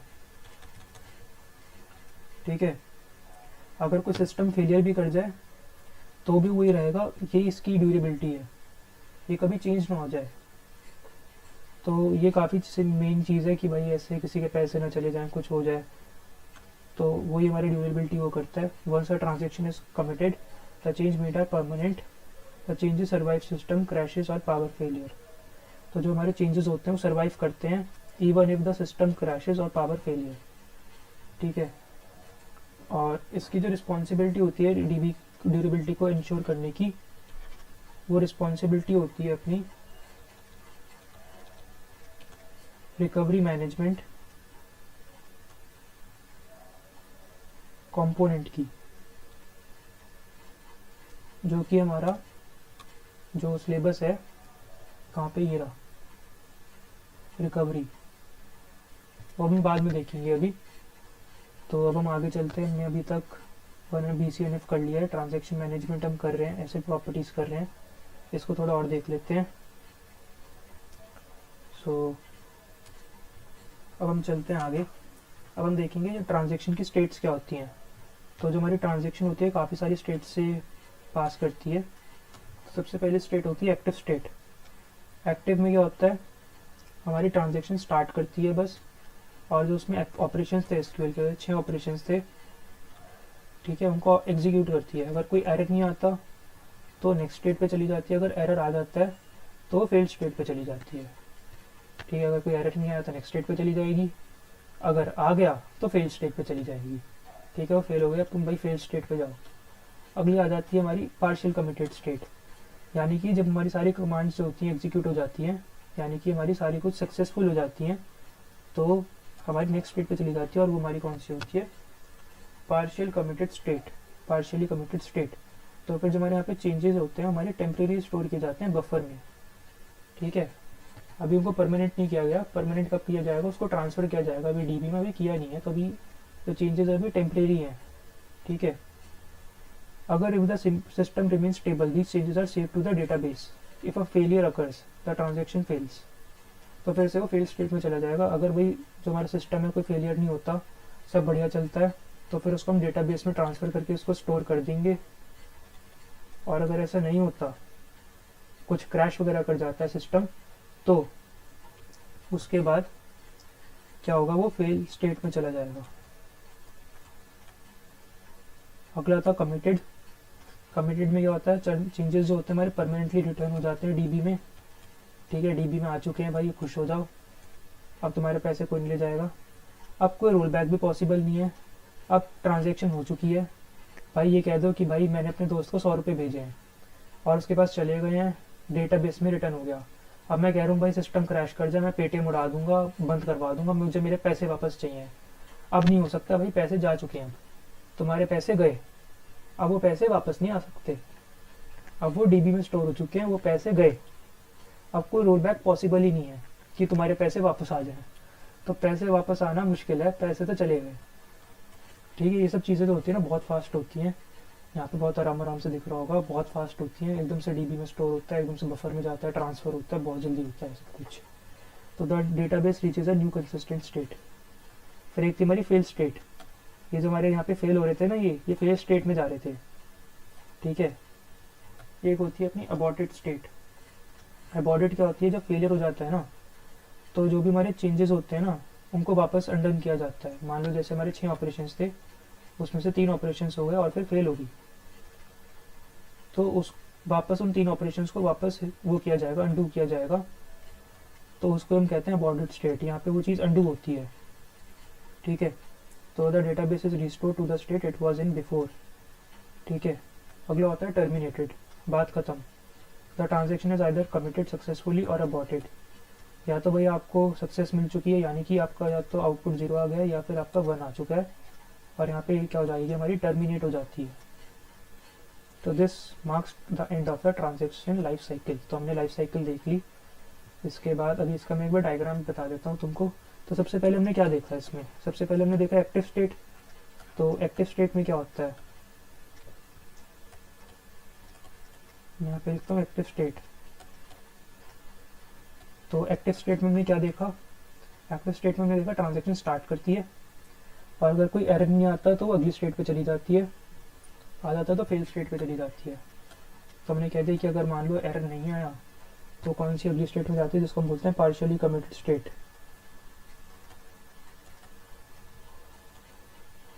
और मान लो अगर एरर आ गया तो किस में चली जाएगी, फेल स्टेट में चली जाएगी। ठीक है, आगे क्या होगा, यहाँ पे लिख दो नो एरर। ओहो, यहाँ पे लिख दो नो एरर। ठीक है, यहाँ पे जो हमारी क्यूरीज थी सारी एग्जीक्यूट हो गई, या फिर जो हमारे ऑपरेशंस थे सारे सक्सेसफुल रहे, और यहाँ पे हमारे अनसक्सेसफुल हो गए। ठीक है, एरर हो गया, यहाँ पे फेलियर हो गया, क्रैश कर गया, ऐसे कुछ हो गया यहाँ पे। ठीक है, उसके बाद हमारी और क्या आगे हमने क्या देखा था, पार्शियल कमिटेड में क्या होता है, टेम्परेरी होता है, स्टेबल रहता है तो ठीक है, अगली स्टेट में चला जाएगा, वरना फिर से फेल कर जाएगा।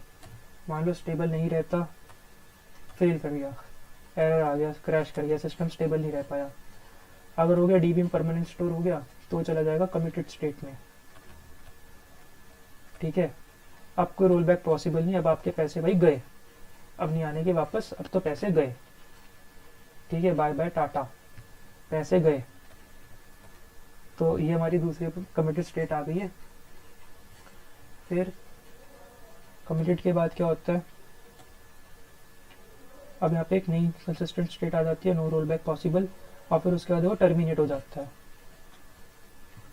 इसके बाद ये टर्मिनेट कर जाता है, बात ही खत्म होती है, और यहाँ पे आ जाता है सक्सेसफुल। तो हमारी टर्मिनेटेड स्टेट हो गई, और यहाँ पे हमारी क्या आ गया, सक्सेसफुल। इसको हम 1 से रिप्रेजेंट कर देते हैं। और अगर मान लो हमारी अबॉर्टेड स्टेट थी, तो जो हमारे 2-3 ऑपरेशंस हुए थे उनको वापस अंडू करना पड़ेगा, या अबॉर्ट बैक वो करना पड़ेगा, रोल बैक। तो हमारी अबॉर्टेड स्टेट में होते हैं, तो उसको हमें क्या करना पड़ेगा, अंडू करना पड़ेगा, या फिर हम कह सकते हैं रोल बैक। और रोल बैक होने के बाद वो टर्मिनेट हो जाएगा, और यहाँ पे हमारा क्या हो गया, फेलियर हो गया, यानी कि हम उसको 0 से अपने रिप्रेजेंट कर दिया। तो यहाँ पे हमारा क्या हो जाता है, एंड हो जाता है हमारी ट्रांजैक्शन लाइफ साइकिल का। तो यहाँ पे हमारी ट्रांजैक्शन लाइफ साइकिल खत्म हो जाती है। सो अब हम अगर देखें तो हमने क्या करा, हमने 4NF5 में ट्रांजैक्शन मैनेजमेंट भी देख लिया, और एसिड प्रॉपर्टीज़ देख ली कौन कौन सी थी। अब हम देखेंगे अगला सीरियलाइजेबिलिटी। ठीक है, सो आगे कंटिन्यू करते हैं। अगला अपना टॉपिक है सीरियलाइजेबिलिटी इन DBMS। तो देखिए, ये जो है ना, ये अपने ट्रांजैक्शंस में काफ़ी इंपॉर्टेंट कॉन्सेप्ट है, जिसको समझना काफ़ी इंपॉर्टेंट है। तो ये जो अपना है, ऐसे तुम पहले एक ना वर्ड्स का मतलब समझो। इसमें अपना वर्ड है सीरियल। सीरियल का मतलब क्या हो गया, कि मतलब एक चीज़ खत्म हुई, दूसरी चीज़, जैसे हमने उससे पढ़ा था ना, सीरीज पैरेलल सर्किट्स पढ़े थे, थोड़ा वैसे याद है, वो पैरेलल, तो वो वाला सीरियल तुम कह सकते हो, वो है नहीं, चलो गलत एग्जाम्पल दे रहा हूँ तुमको। तो मतलब सीरियल वही हो गया कि मतलब हमारी एक चीज़ खत्म हुई तो फिर दूसरी चीज़ शुरू होगी, ये इनकी साथ के साथ चल रहे हैं। अगर साथ के साथ चल रहे हैं तो पैरेलल में आ जाती हैं चीज़ें, कि मैं सारे काम पैरेलल में कर रहा हूँ। मान लो मैथ्स भी सीख रहा हूँ और मैं साइंस भी सीख रहा हूँ, और I am learning them parallelly, यानी मैं साथ साथ सीख रहा हूँ। पर अगर मैं कहूँ कि उनको मैं सीरियल याद कर रहा हूँ, मतलब कर रहा हूँ, यानी कि जब पहले मैं मैथ्स कंप्लीट करूँगा पूरी, जब तक वो पूरी कंप्लीट नहीं हो जाएगी, ठीक है, तब तक मैं T2 स्टार्ट नहीं करूँगा। तो सबसे पहले मतलब अपनी साइंस स्टार्ट नहीं करूँगा, तो पहले मेरी मैथ्स स्टार्ट होगी, और वो पूरी ख़त्म होगी। जब वो ख़त्म होगी तो ही मेरी साइंस शुरू होगी, और फिर उसके बाद वो ख़त्म होगी। तो वो मेरा क्या हो गया, सीरियल में हो गया। तो तुम अगर देखो, जो हमारा सीरियलाइजेबिलिटी है, इसमें क्या होता है, हमारे शेड्यूल्स होते हैं। यहाँ पे देखो लिखा हुआ है शेड्यूल्स। तो हमारे शेड्यूल्स क्या होते हैं, कलेक्शन ऑफ ट्रांजेक्शन्स होती हैं। Schedule is collection of transactions. तो शेड्यूल हमारे हो गया। तो सीरियलाइजेबिलिटी बताती है कि जो आपका शेड्यूल है वो सीरियलाइजेबल है कि नहीं है, ठीक है। और ये आपको इंश्योर करती है consistency of database when multiple transactions are executed concurrently. It checks whether a concurrent schedule of transactions is equivalent to some serial schedule, वो सीरियल है कि नहीं है। अगर वो सीरियल तो बहुत बढ़िया है, अगर सीरियल रखा होगा तो काफ़ी सही चीज़ है। अगर जो हमारे जो ट्रांजैक्शंस हैं वो सीरियल हैं तो उसकी वजह से हमारी कंसिस्टेंसी रहती है, बाकी सारी प्रॉपर्टीज़ भी हमारी बहुत अच्छी रहती हैं। One after another without interleaving, तो इसका मतलब हो गया one after another without interleaving. वही मैं बता रहा था कि ये मैथ्स कर रहे हैं, जब ख़त्म हुए तो ही साइंस शुरू करेंगे, ठीक है, साथ साथ नहीं कर रहे। तो इसमें मैं तुमको थोड़े बहुत एग्जांपल्स दे देता हूँ। तो हम कर रहे हैं अभी सीरियलाइजेबिलिटी। तो उसमें ये पता करना है कि जो हमारा शेड्यूल है वो सीरियलाइजेबल है कि नहीं है। अगर वो सीरियलाइजेबल है तो बहुत बढ़िया, अगर वो नहीं है तो हम उसको बना सकते हैं, ऐसी बात नहीं है।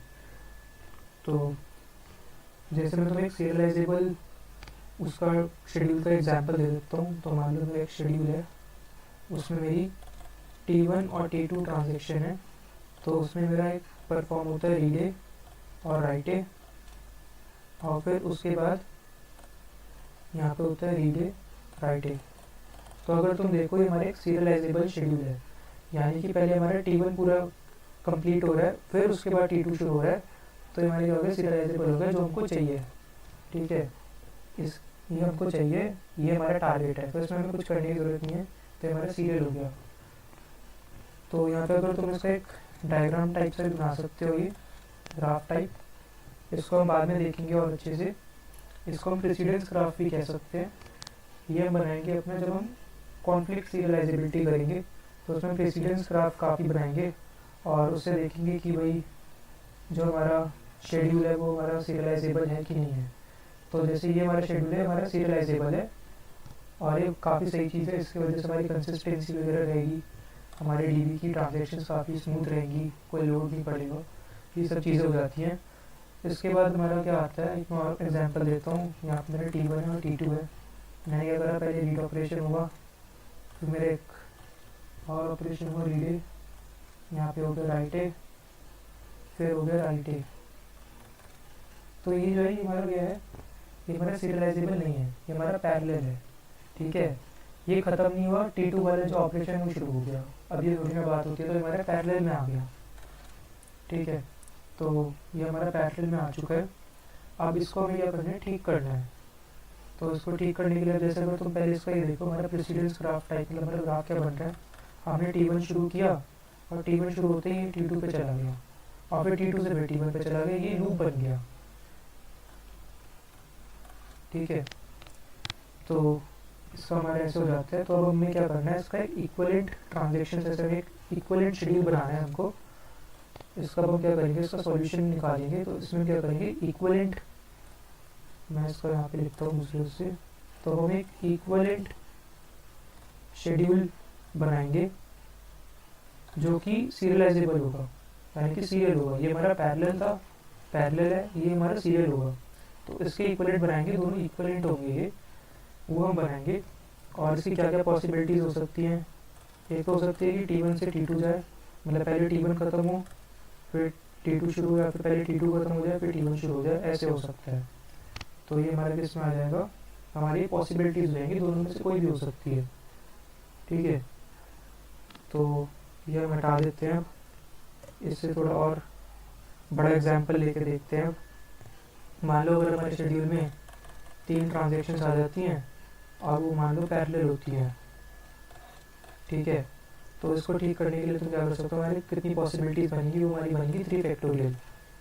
3 factorial is equals to 6 possibilities बनेंगी। 6 पॉसिबिलिटीज़ क्या बनेंगी, T1 T2 T3, है ना, ऐसी बन सकती है। T1 से गया अपना T3 T2, या फिर अपना गया T2 से T3 फिर T1, T2 से गया T1 T3, या फिर अब T3 से शुरू कर देते हैं। T3 से गया T1 T2 और T3 से गया फिर। तो ये हमारी 6 पॉसिबिलिटीज़ बन गई है। इसमें से एक पॉसिबिलिटी होगी जो कि इसको क्या बना देगी, सीरियल बना देगी। ठीक है, ये चीज़ यहाँ पे देखो पैरेलल में है, इसको हम सीरियल में बना देंगे। तो ये इसमें है मेन। तो अब हम वापस PDF पे आते हैं। तो हमारी टाइप्स ऑफ सीरियलाइजेबिलिटी हमारी 2 टाइप की है, एक हमारी कॉन्फ्लिक्ट और एक है व्यू। ठीक है, तो हमारी कॉन्फ्लिक्ट होती है, सबसे पहले हम कॉन्फ्लिक्ट सीरियलाइजेबिलिटी करते हैं और उसी को अगर क्वेश्चन भी आता है तो हम इसको पहले परफॉर्म करते हैं। जब इसकी एक लिमिटेशन होती है, जब एक कन्फ्यूजन क्रिएट होती है इसमें, उसको कौन ठीक करता है, उसको हमारी व्यू सीरियलाइजेबिलिटी ठीक करती है। ये जो कॉन्फ्लिक्ट है सीरियलाइजेबिलिटी है, इसमें हमारा प्रेसिडेंस ग्राफ यूज़ होगा, उसको हम यूज़ करेंगे। तो यहाँ पर अगर देखो, 2 operations are in conflict if they access the same data and at least one of them is a write. एक चीज़ और बताता हूँ, चलो अब हम अपना शुरू कर रहे हैं। कॉन्फ्लिक्ट सीरियलाइजेबिलिटी, उसमें यह लिखा हुआ था लाइन में कि अगर देखो हमारा जो एक रीड रीडे अगर ये दोनों साथ में होते हैं परफॉर्म तो कोई दिक्कत नहीं है, नो कन्फ्लिक्ट। बट अगर हमारा रीड ए और साथ में इसके हो रहा है राइट ए, या फिर हमारा हो रहा है राइट ए या रीड ए, इसी का उल्टा, या फिर राइट ए या फिर हम और क्या कर सकते हैं, read B read A, write B read ए,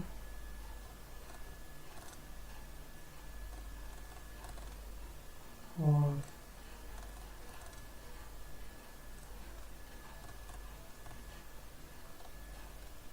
ये आ जाता है नॉन कॉन्फ्लिक्ट में, और ये आ जाता है कॉन्फ्लिक्ट में।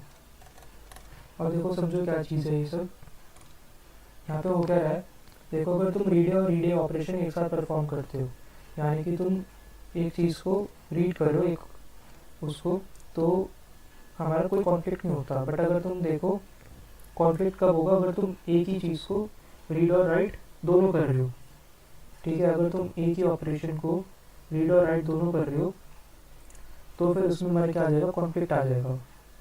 यानी कि तुम मान लो दो काम एक साथ कर रहे हो एक ही चीज़ का, जैसे तुम एक ही बुक को पढ़ रहे हो और रीड कर रहे हो, मतलब तुम ये समझो कि अगर यहाँ पे जैसे हमारे सेम आ रहे हैं, ए और ए जो है हमारे सेम है, ठीक है, ये सेम आ रहे हैं, तो अगर इसमें तुम रीड राइट या राइट रीड करोगे या फिर राइट राइट करोगे तो कॉन्फ्लिक्ट आ जाएगा। पर रीड करोगे तो नहीं आएगा। फिर उसके बाद यहाँ पे हमारे बी आ जाता है पिक्चर में, तो इसमें कोई कॉन्फ्लिक्ट नहीं आता अगर हम इसको बी के ए के साथ मिला के करेंगे। जैसे अगर हमने कर दिया रीड बी रीड ए, कोई कॉन्फ्लिक्ट नहीं है, राइट बी रीड ए, कोई कॉन्फ्लिक्ट नहीं है, रीड बी राइट ए, कोई कॉन्फ्लिक्ट नहीं है, इसमें कोई कॉन्फ्लिक्ट नहीं आएगा इस केस में, अगर हमारा बी पिक्चर में आ जाएगा। तुमने दोनों को राइट भी कर लिया एक साथ, तुमने दोनों को एक साथ रीड भी कर लिया और एक बार ऐसे ऐसे भी कर लिया, कोई कॉन्फ्लिक्ट नहीं आता। कॉन्फ्लिक्ट तब आता है जब हमारा सेम जो होता है, सेम ट्रांजेक्शन के अंदर ये सब काम हो रहे होते हैं, तो हमारा कॉन्फ्लिक्ट आ जाता है। तो अब हम देखते हैं पीडीएफ में ये लिखा हुआ था कि two operations are in conflict, हमारे दो ऑपरेशंस कॉन्फ्लिक्ट में, if they access the same data, और उसमें से कम एक राइट है, तो वो सेम डेटा एक्सेस कर रहे हैं। देखो इसमें क्या कर रहे हैं, सेम डेटा एक्सेस कर रहे हैं, ये जो है हमारा सेम डेटा ये एक्सेस कर रहे हैं, तो उसकी वजह से क्या आ रहा है, कॉन्फ्लिक्ट आ रहा है, और उसमें at least one of them is right. तो देखो इन तीनों में at least one of them right है, यहाँ पे एक बार आ गया और यहाँ पे तो दो बार आ गया, इसकी वजह से क्या हो गया, कॉन्फ्लिक्ट हो गया। सेम डेटा आ रहा है, सेम डेटा क्या आ रहा है, ए आ रहा है, ठीक है, ये हमारा सेम डेटा हो गया, तो इसकी वजह से आ रहा है हमारा कॉन्फ्लिक्ट। फिर उसके बाद आ जाता है schedule is conflict serializable if it can be transformed into a serial schedule by swapping non-conflicting operations। देखो अब इसमें थोड़े एग्जाम्पल्स ही कर लेते हैं तो ज़्यादा समझ में आएगा अच्छे से। तो हमारा जो कॉन्फ्लिक्ट सीरियलाइजेबिलिटी है, इसमें जैसे इसको हटा देते हैं, मान लो हमारे पास है T1 T2 और T3, और इसमें हमारा ऑपरेशन हो गया एक रीड ऑफ एक्स, यहाँ पे है अपना read of Y, read of X, read of Y, read of Z,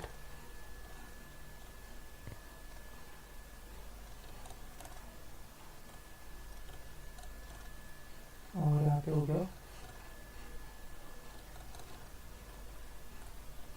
ये सब क्या हो गया, अपने ऑपरेशंस हो गए, और ये हमारा क्या है, पैरेलल में आ गया। तो जो हमारा शेड्यूल है पैरेलल शेड्यूल है, ठीक है। बट क्या ये सीरियलाइजेबल है, क्या पता है पैरेलल है, बट कोई पॉसिबिलिटी बन रही हो, क्या पता है पैरेलल ना हो, एक्चुअली में सीरियल हो, ठीक है। अगर सीरियल है तो बहुत बढ़िया बात है। तो हमको पता करना है सीरियल है भी कि नहीं है। पता करने के लिए क्या करेंगे, हम प्रेसिडेंस ग्राफ का यूज़ करेंगे। हम एक प्रेसिडेंस ग्राफ बनाएंगे जो कि हमें हेल्प करेगा पता लगाने में कि भाई ये जो है, ये जो हमारा शेड्यूल है, ये हमारा शेड्यूल सीरियल मतलब सीरियल है कि पैरेलल है। हमें तो अभी पैरेलल दिख रहा है, पर क्या पता एक्चुअली में सीरियल हो ये। तो उसके लिए हमारा प्रेसिडेंस ग्राफ हमें हेल्प करेगा।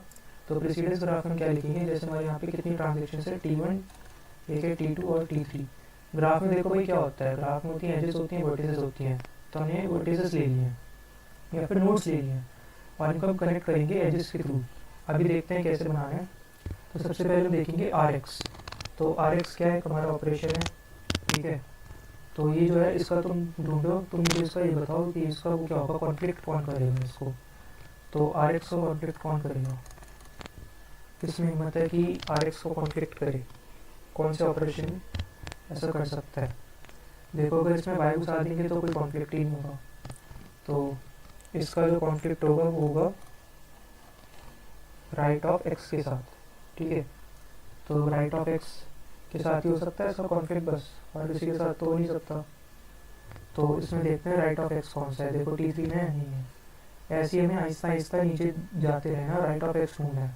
ये देखो हमको मिल गया राइट ऑफ x, ठीक है।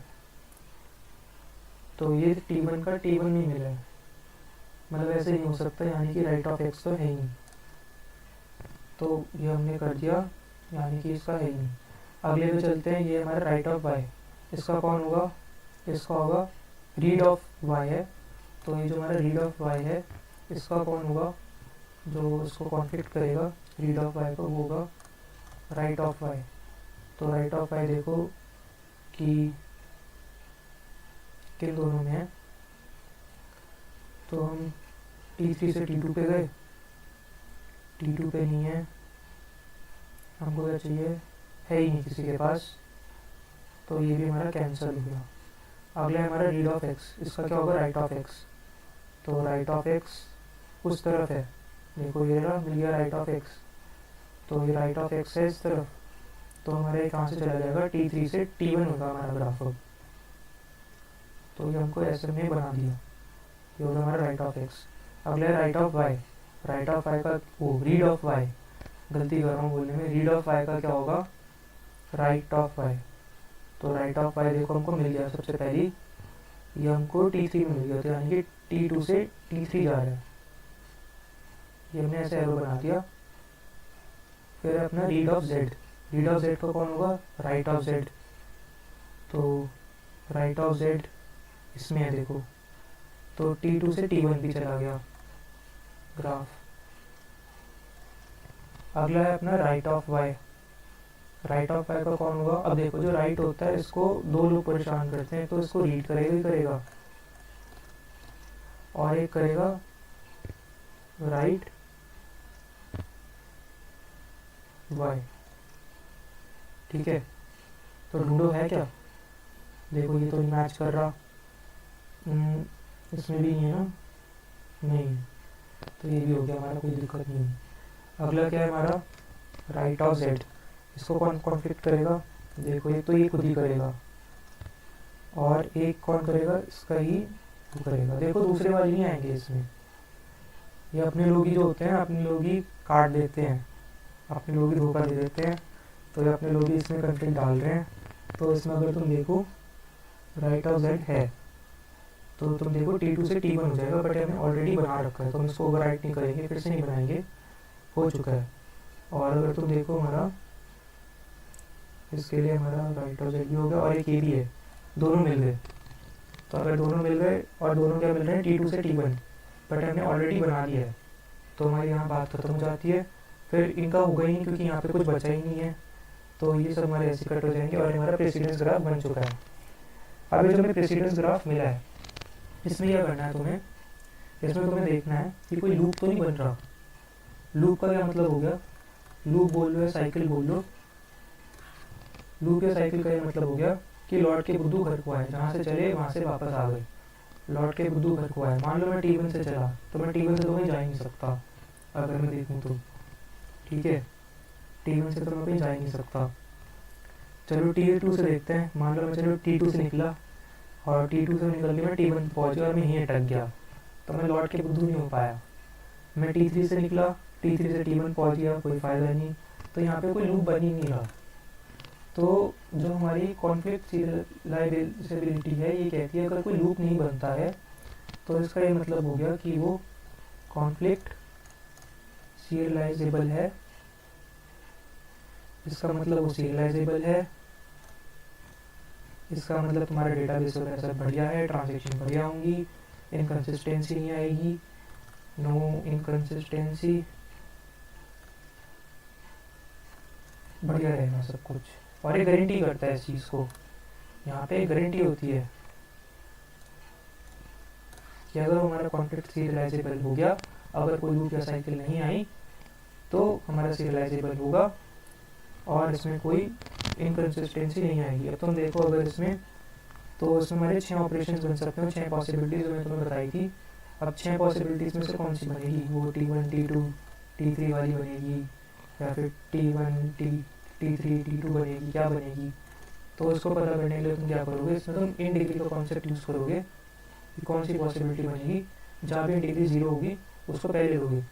इन डिग्री का मतलब क्या हो गया, जहाँ पे कोई आ नहीं रहा, जैसे T2 पे कोई नहीं आ रहा, जैसे T1 पे 2 लोग आ रहे हैं, 2 एरोज आ रहे हैं, T3 पे 1 आ रहा है, T2 पे कोई नहीं आ रहा, तो T2 पे कोई एरो नहीं आ रहा, तो T2 को हम सबसे पहले लेंगे, तो T2 को हम सबसे पहले लेंगे। फिर इसके हो जाने के बाद हम क्या करेंगे, अब T2 को मिटा देंगे अपने ग्राफ से, ये T2 हट गया और T2 के साथ इसकी एजेस भी चली जाएंगी। अब हम फिर से क्या देखेंगे, अपनी वो देखेंगे इन डिग्री हम देखेंगे, अब इसकी 0 है, अब T3 की 0 है, तो ये इसका क्या बन जाएगा, पॉसिबिलिटी इसकी हो जाएगी। तो ये सीरियलाइजेबल है और सबसे पहले हमारा T2 जो होगा वो होगा, स्टार्ट होगा, ख़त्म होगा, फिर T3 स्टार्ट होकर ख़त्म होगा, लास्ट में T1 एग्जीक्यूट होगा जो भी बाद में ख़त्म हो जाएगा। तो ये हमारा सीरियलाइजेबल है, बढ़िया चीज़ है और हमको कॉन्फ्लिक्ट सीरियलाइजेबिलिटी से हमें प्रूव हो गया है। अगला आता है अपना व्यू सीरियलाइजेबिलिटी, तो इसको हटा देते हैं। ये जो व्यू सीरियलाइजेबिलिटी है इसको यूज़ क्यों करना पड़ता है, जहाँ पे जो हमारा कॉन्फ्लिक्ट सीरियलाइजेबिलिटी है चुप हो जाता है, ये कुछ बोल नहीं पाता। इसका सबसे सही एग्जांपल देते हैं, तो मैंने फिर से वही लिख दिया T1 T2 और T3, ये वाला भाई इसका प्रेसिडेंस ग्राफ आप लोग खुद बनाना, मैं बताता हूँ तब भी। तो यहाँ पे हमारा रीड ऑफ ए हो रहा है और यहाँ पे हमारा राइट ऑफ ए हो रहा है, यहाँ पे भी राइट ऑफ ए है और यहाँ राइट ऑफ ए है, ठीक है। अब तुम्हें इसका प्रेसिडेंस ग्राफ बनाना है, तो प्रेसिडेंस ग्राफ के लिए क्या करोगे, सबसे पहले तुम T1 T2 और T3 लिख दोगे। अब देखो भाई कौन कॉन्फ्लिक्ट मार रहा है, देखो इसका दुश्मन कौन, इसको कौन परेशान करेगा, इसको परेशान करेगा राइट ऑफ ए, लो पहले ही मिल गया राइट ऑफ ए, और फिर यहाँ पे भी है राइट ऑफ ए, दोनों परेशान कर रहे हैं। तो यानी कि हमारा जो है वो T1 से T2 भी जा रहा है और T1 से T3 भी जा रहा है एरो, ये हमारा हो गया। अगला है हमारा राइट ऑफ ए, तो राइट ऑफ ए को कौन परेशान करेगा, रीड ऑफ ए, है ही नहीं कहीं, खत्म, ठीक है। और एक कौन होता है, एक तो हो गया हमारा रीड ऑफ ए और एक होता है राइट ऑफ ए, तो यहाँ पे हमको मिल गया। तो हमारे यानी कि ग्राफ जो होगा हमारे T2 से T3 भी चला जाएगा, तो हमारे T2 से T3 चला गया और फिर T2 से T1 भी जाएगा। अब T2 से T1 कैसे जाएगा, ऐसे जाएगा, लो ये हो गया।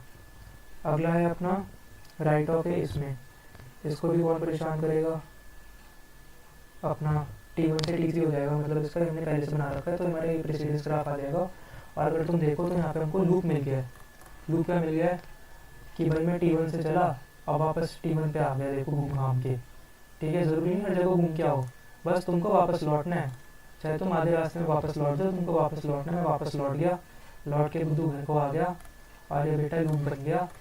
अब यहाँ लूप बन गया है, ये दिक्कत हो गई है, इसमें क्या हो जाता है, अपना नॉन कॉन्फ्लिक्ट सीरियलाइजेबल हो गया। अबे यार इसकी वजह से क्या होगा, ये जो हमारा होगा चुप हो जाएगा और कोई आंसर नहीं दे पाएगा, ठीक है। अभी कोई आंसर नहीं दे पाएगा, बात खत्म, यहाँ पे फेल हो जाएगा, ये कहेगा कि मुझे नहीं पता कि ये सीरियलाइजेबल है भी कि नहीं है, ठीक है। तो ये चुप हो जाएगा, इसने चुप लगा दी कि मुझे नहीं पता, इसके बाद अगर तुम देखो आगे, इसका जो सॉल्यूशन देगा हमको व्यू सीरियलाइजेबल देगा, उसमें हमें क्या करना है, इसका व्यू इक्विवेलेंट निकालना है। तो उसको निकालने के लिए तुम क्या करोगे, यहाँ पे जो हमने ये करा है ना राइट ऑफ ए, इसको इधर भेज दो और इसको इधर भेज दो, और फिर तुम देखो कि तुम्हें क्या लग रहा है, तभी सीरियलाइजेबल हो जाएगा और यही बात खत्म हो जाएगी और तुम्हारा व्यू सीरियलाइजेबल हो जाएगा। ठीक है, तो ये करके देखना पड़ेगा तुम्हें। और इसमें फिर तुम देखो तुम्हारे जो हो गया उसका फिर जो तुम प्रेसिडेंस ग्राफ बनाओगे तो उसमें लूप नहीं आएगा कोई भी। तो उसमें तुम ये देखो कि अब तो हमारे क्या हो गया, ये मतलब सीरियलाइजेबल है। ठीक है, जबकि हमने बस ये चेंज किया है। और अगर तुम देखो चेंज करने से भी कोई फ़र्क नहीं पड़ा है। अगर तुम ऐसे करोगे ना और जो अपनी प्रोसेस है उसको करके देखोगे ट्रांजेक्शन को, तो आंसर जो आएगा, आउटपुट जो आएगा वो सेम ही आएगा। तो उस वजह से हमारे सब कुछ सही रहता है। अब इसके आगे देखते हैं, हमारा व्यू सीरियलाइजेबिलिटी हो गया, प्रेसिडेंस ग्राफ हमने देख लिया। फिर अगला आता है हमारा कॉन्करेंसी कंट्रोल। अब ये जो कॉन्करेंसी कंट्रोल है, मतलब ट्रांजेक्शन को जो हमें सीरियलाइजेबल बनाना है उसको हम कैसे बनाएं, वो हम कॉन्करेंसी कंट्रोल से भी बना सकते हैं, कोई दिक्कत नहीं है, कॉन्करेंसी प्रोटोकॉल से या कंट्रोल से।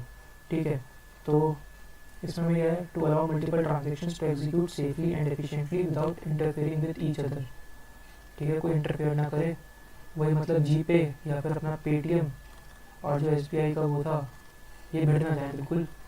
ठीक है, कुछ गड़बड़ ना हो, अपना आइसोलेशन में रहें और हमारा बिल्कुल सही कंसिस्टेंट रहे।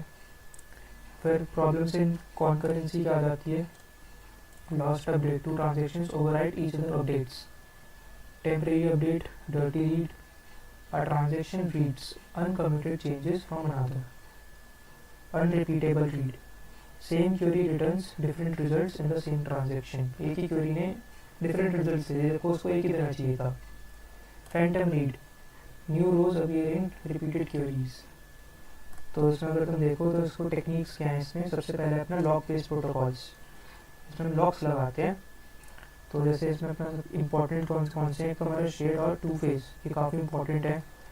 तो शेड और एक्सक्लूसिव लॉक, अगर तुम देखो जो तुम्हारा शेड लॉक होता है उसको हम कब लगाते हैं, उसको हम तभी लगाते हैं जब हमारे जब रीड ऑपरेशन हो रहे होते हैं ओनली। तो शेड लॉक जिसको तुम लगाओगे हमेशा तब लगाओगे जब रीड ओनली होता है। पर जो हमारा एक्सक्लूसिव लॉक होता है उसको तुम बोथ रीड एंड राइट पे लगाओगे। वैसे एक्सक्लूसिव वाले को हम इस पे भी लगा सकते हैं, पर लगाना नहीं चाहिए, फिर शेड लॉक किस काम आएगा। ठीक है, तो उसके लिए हमारा मतलब वो चीज़ है पहले से तय कर रखे हैं कि अगर बस रीड ओनली होगा तो हमारा क्या होगा, उस केस में अगर बस हमारा रीड ओनली होगा तो हमारा क्या होगा, शेड लॉक लगेगा। और अगर हमारे दोनों होंगे बोथ रीड एंड राइट तो हमारा एक्सक्लूसिव लॉक लगेगा। इतना सा है। अगला आता है टू फेज लॉकिंग। अब जो इसके ड्रॉबैक्स हैं, इसके काफ़ी ड्रॉबैक्स हैं, उन ड्रॉबैक्स को जो ठीक करता है वो कौन करता है, टू फेज लॉकिंग करता है, 2PL भी कहते हैं इसको। और ये इसका एक्सटेंशन ही है जो हमारा हमने अभी देखा है, तो इसको हम ये इसका एक्सटेंशन ही है। तो जो हमारा टू फेज लॉकिंग है ये extension of shared and exclusive locking है। इसमें मेरी दो मेन चीज़ें होती हैं, एक हमारा ग्रोइंग फेज होता है और एक श्रिंकिंग फेज होता है।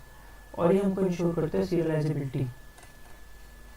वो इसमें मार खा जाते हैं कभी कभी, ये नहीं खाता, ये हमको गारंटी देता है। तो ये इसका काफ़ी सही एडवांटेज है। तो इसमें हमारे अपने मेन दो होते हैं, एक हमारा होता है ग्रोइंग फेज और एक होता है हमारा श्रिंकिंग फेज। तो इसमें हमारे पास लॉक्स को एक्वायर किया जाता है और इसमें बस रिलीज़ किया जाता है।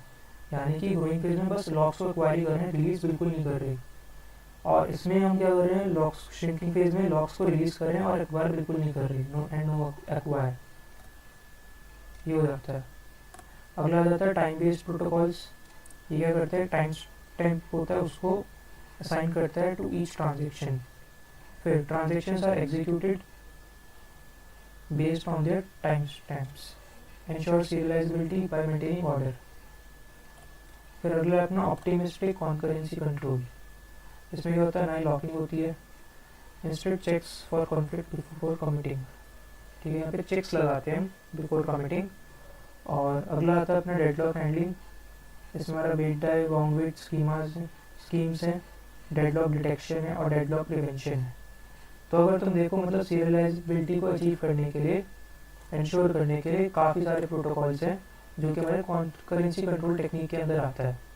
तो इसमें अपना मेन एक आ जाता है log based protocols, time stamp और ऑप्टिमिस्टिक और डेडलॉक। इनका मेन ये मोटिव है कि भाई अपना सीरियलाइजेबिलिटी अपनी इंश्योर हो। अगर वो चीज़ इंश्योर हो जाएगी तो हमारे कंसिस्टेंसी वगैरह भी जो होगी इंश्योर होगी। तो उसके पीछे पड़े हुए थे सारे ये चारों के चारों जो हमारी हैंडलिंग थी। अगला अपना आता है डेटाबेस रिकवरी मैनेजमेंट। ये जो चीज़ है ये हमको इंश्योर करती है ड्यूरेबिलिटी। जो हमने चौथी जो एसेट प्रॉपर्टी पढ़ी थी ड्यूरेबिलिटी, वो इसको इंश्योर करती है। तो यानी कि अगर ड्यूरेबिलिटी है तो उसका कारण है डेटाबेस रिकवरी मैनेजमेंट। डेफिनेशन देखते हैं, recovery ensures that the database is in a consistent state after a failure. It brings the DB back to the last consistent state. तो टाइप्स ऑफ फेलियर्स देख लो, ट्रांजेक्शन फेलियर हो गया या फिर system crash कर गया, डिस्क फेलियर है, पावर लॉस और या फिर ओएस क्रैश कर गया, हमारा विंडोज़ उड़ गया।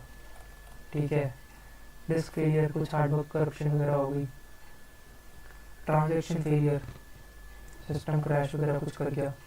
तो रिकवरी टेक्निक्स क्या होती है इनकी, एक होती है अपनी log based recovery, checkpointing, shadow paging, cascading, roll back. थोड़ा सा हम लॉग बेस्ड रिकवरी को थोड़ा डिटेल में देखते हैं। आइए,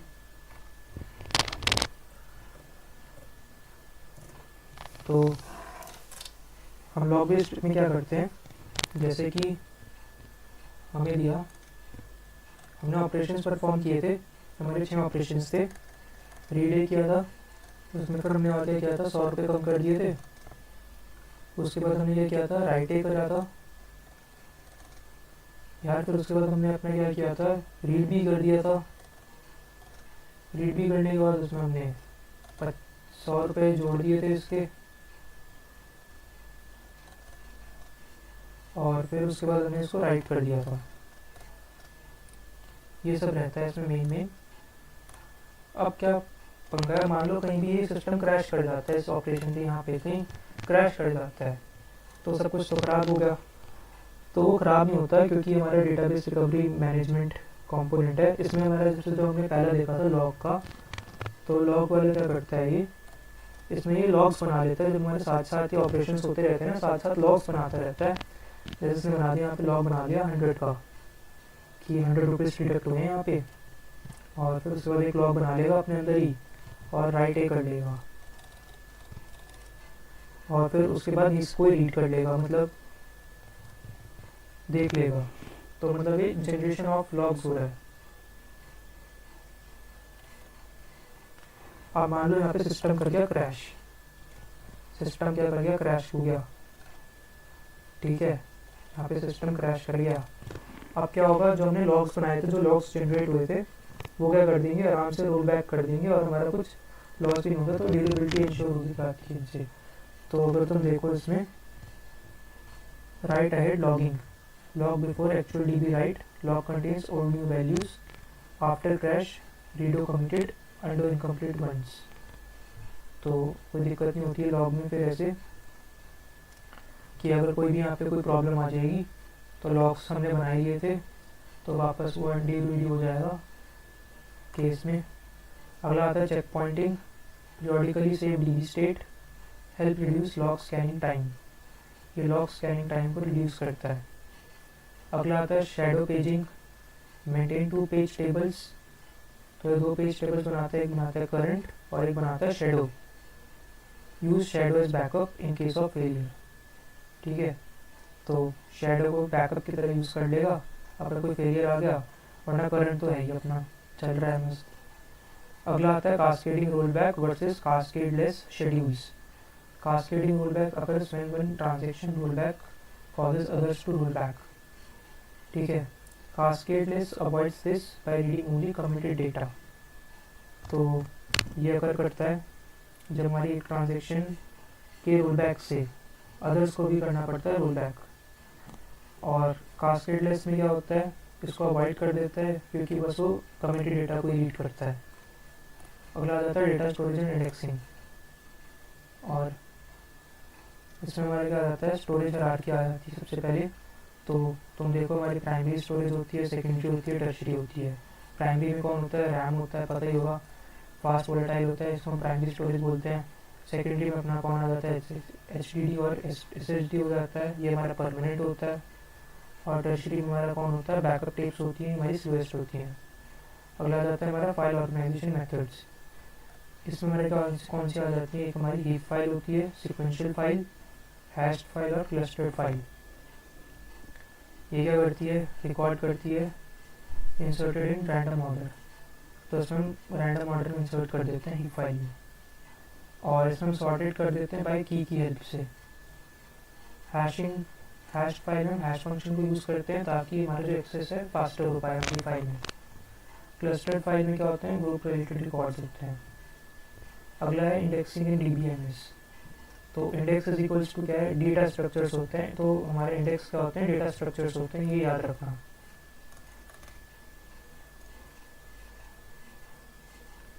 और इसकी वजह से हमारे क्या हो पाता है, फास्ट डेटा रिट्रीवल हो पाता है।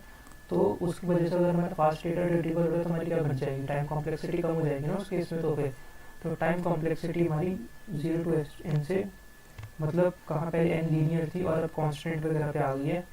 तो कांस्टेंट जो लीनियर अपनी टाइम कॉम्प्लेक्सिटी है वो लीनियर से तो बढ़िया ही है। फिर टाइप ऑफ इंडेक्सेस होते हैं अपने, प्राइमरी, सेकेंडरी, डेंस, स्पार्स और क्लस्टर्ड। प्राइमरी में क्या होता है, बिल्ट ऑन प्राइमरी की और सॉर्टेड फाइल्स, ठीक है। सेकेंडरी में क्या होता है, नॉन प्राइमरी की फील्ड्स। तो यहाँ पे हमारा नॉन प्राइमरी की आ गया, यहाँ प्राइमरी की फील्ड्स आ गई। डेंस इंडेक्स में क्या होता है, एंट्री फॉर एवरी रिकॉर्ड। और स्पार्स इंडेक्स में entry for block of records.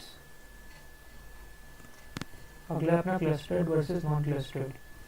Clustered में data and index in same order, और नॉन क्लस्टर्ड में सेपरेट इंडेक्स स्ट्रक्चर बनाते हैं। ऐसी अपनी मल्टी लेवल इंडेक्सिंग होती है। तो इससे क्या होता है, हमारा इंडेक्स साइज भी कम हो जाता है, परफॉर्मेंस उस वजह से ज़्यादा हो जाएगी। Top level index points to lower levels. अगले अपने हैशिंग टेक्निक्स। हैशिंग टेक्निक्स में क्या होता है, hashing in DBMS is used to quickly locate data on disk using a hash function. हमने देखा था अभी यहाँ पे कि हम हैश फंक्शंस को यूज़ कर रहे थे और उस वजह से हम क्या कर रहे थे, उसको फास्टली वो कर पा रहे थे। देखो हैश फाइल में क्या कर रहे थे, हैश फंक्शंस को यूज़ करके अच्छे से एक्सेस हो रहा था, हमारा फास्ट एक्सेस हो रहा था। तो हैशिंग फंक्शंस की हेल्प से क्या कर पाते हैं, क्विकली लोकेट कर पाते हैं अपने डेटा को। टाइप्स ऑफ हैशिंग कौन कौन सी होती हैं, एक होती है अपनी स्टैटिक, डायनामिक, एक्सटेंडेबल और लीनियर। तो स्टैटिक में क्या होता है, फिक्स नंबर ऑफ बकेट्स होती हैं। Hash function maps keys to a bucket. Drawback इसका ये है कि overflow when too many entries go to same basket. तो ओवरफ्लो कर सकता है कि अगर एक बास्केट में काफ़ी सारी एंट्रीज चली जाएंगी। डायनामिक में क्या होते हैं, जो हमारी बकेट्स होती हैं अब ये ग्रो और श्रिंक कर पाती हैं डायनामिकली। यहाँ पे तो स्टैटिक रहती है बकेट जो होती हैं, यहाँ पे ये ग्रो और श्रिंक कर पाती हैं। फिर इसमें क्या होता है, एक्सटेंडेबल में uses directory of pointers. Directory doubles in size when bucket overflows.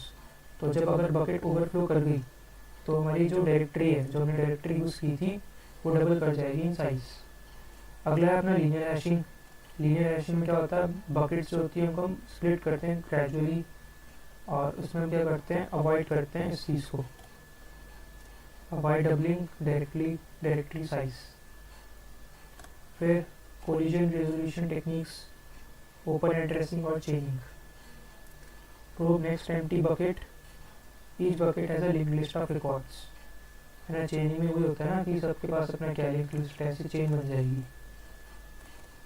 तो उनके पास क्या रहते हैं, उनके रिकॉर्ड्स रहते हैं, ठीक है। उसके बाद हैश फंक्शन की क्या रिक्वायरमेंट्स है, यूनिफॉर्म डिस्ट्रीब्यूशन, डिटर्मिनिस्टिक और fast computation. Use case indexing large tables,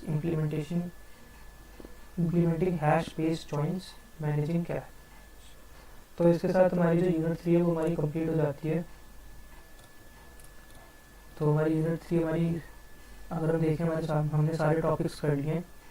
हमने यहाँ तक BCNF कर दिया था, 4NF और 5NF भी देख लिया था, ट्रांजेक्शंस देख ली थी, एसेट प्रॉपर्टीज को डिटेल में देखा था, है ना। फिर हमने सीरियलाइजेबिलिटी देखा, फिर कॉन्करेंसी कंट्रोल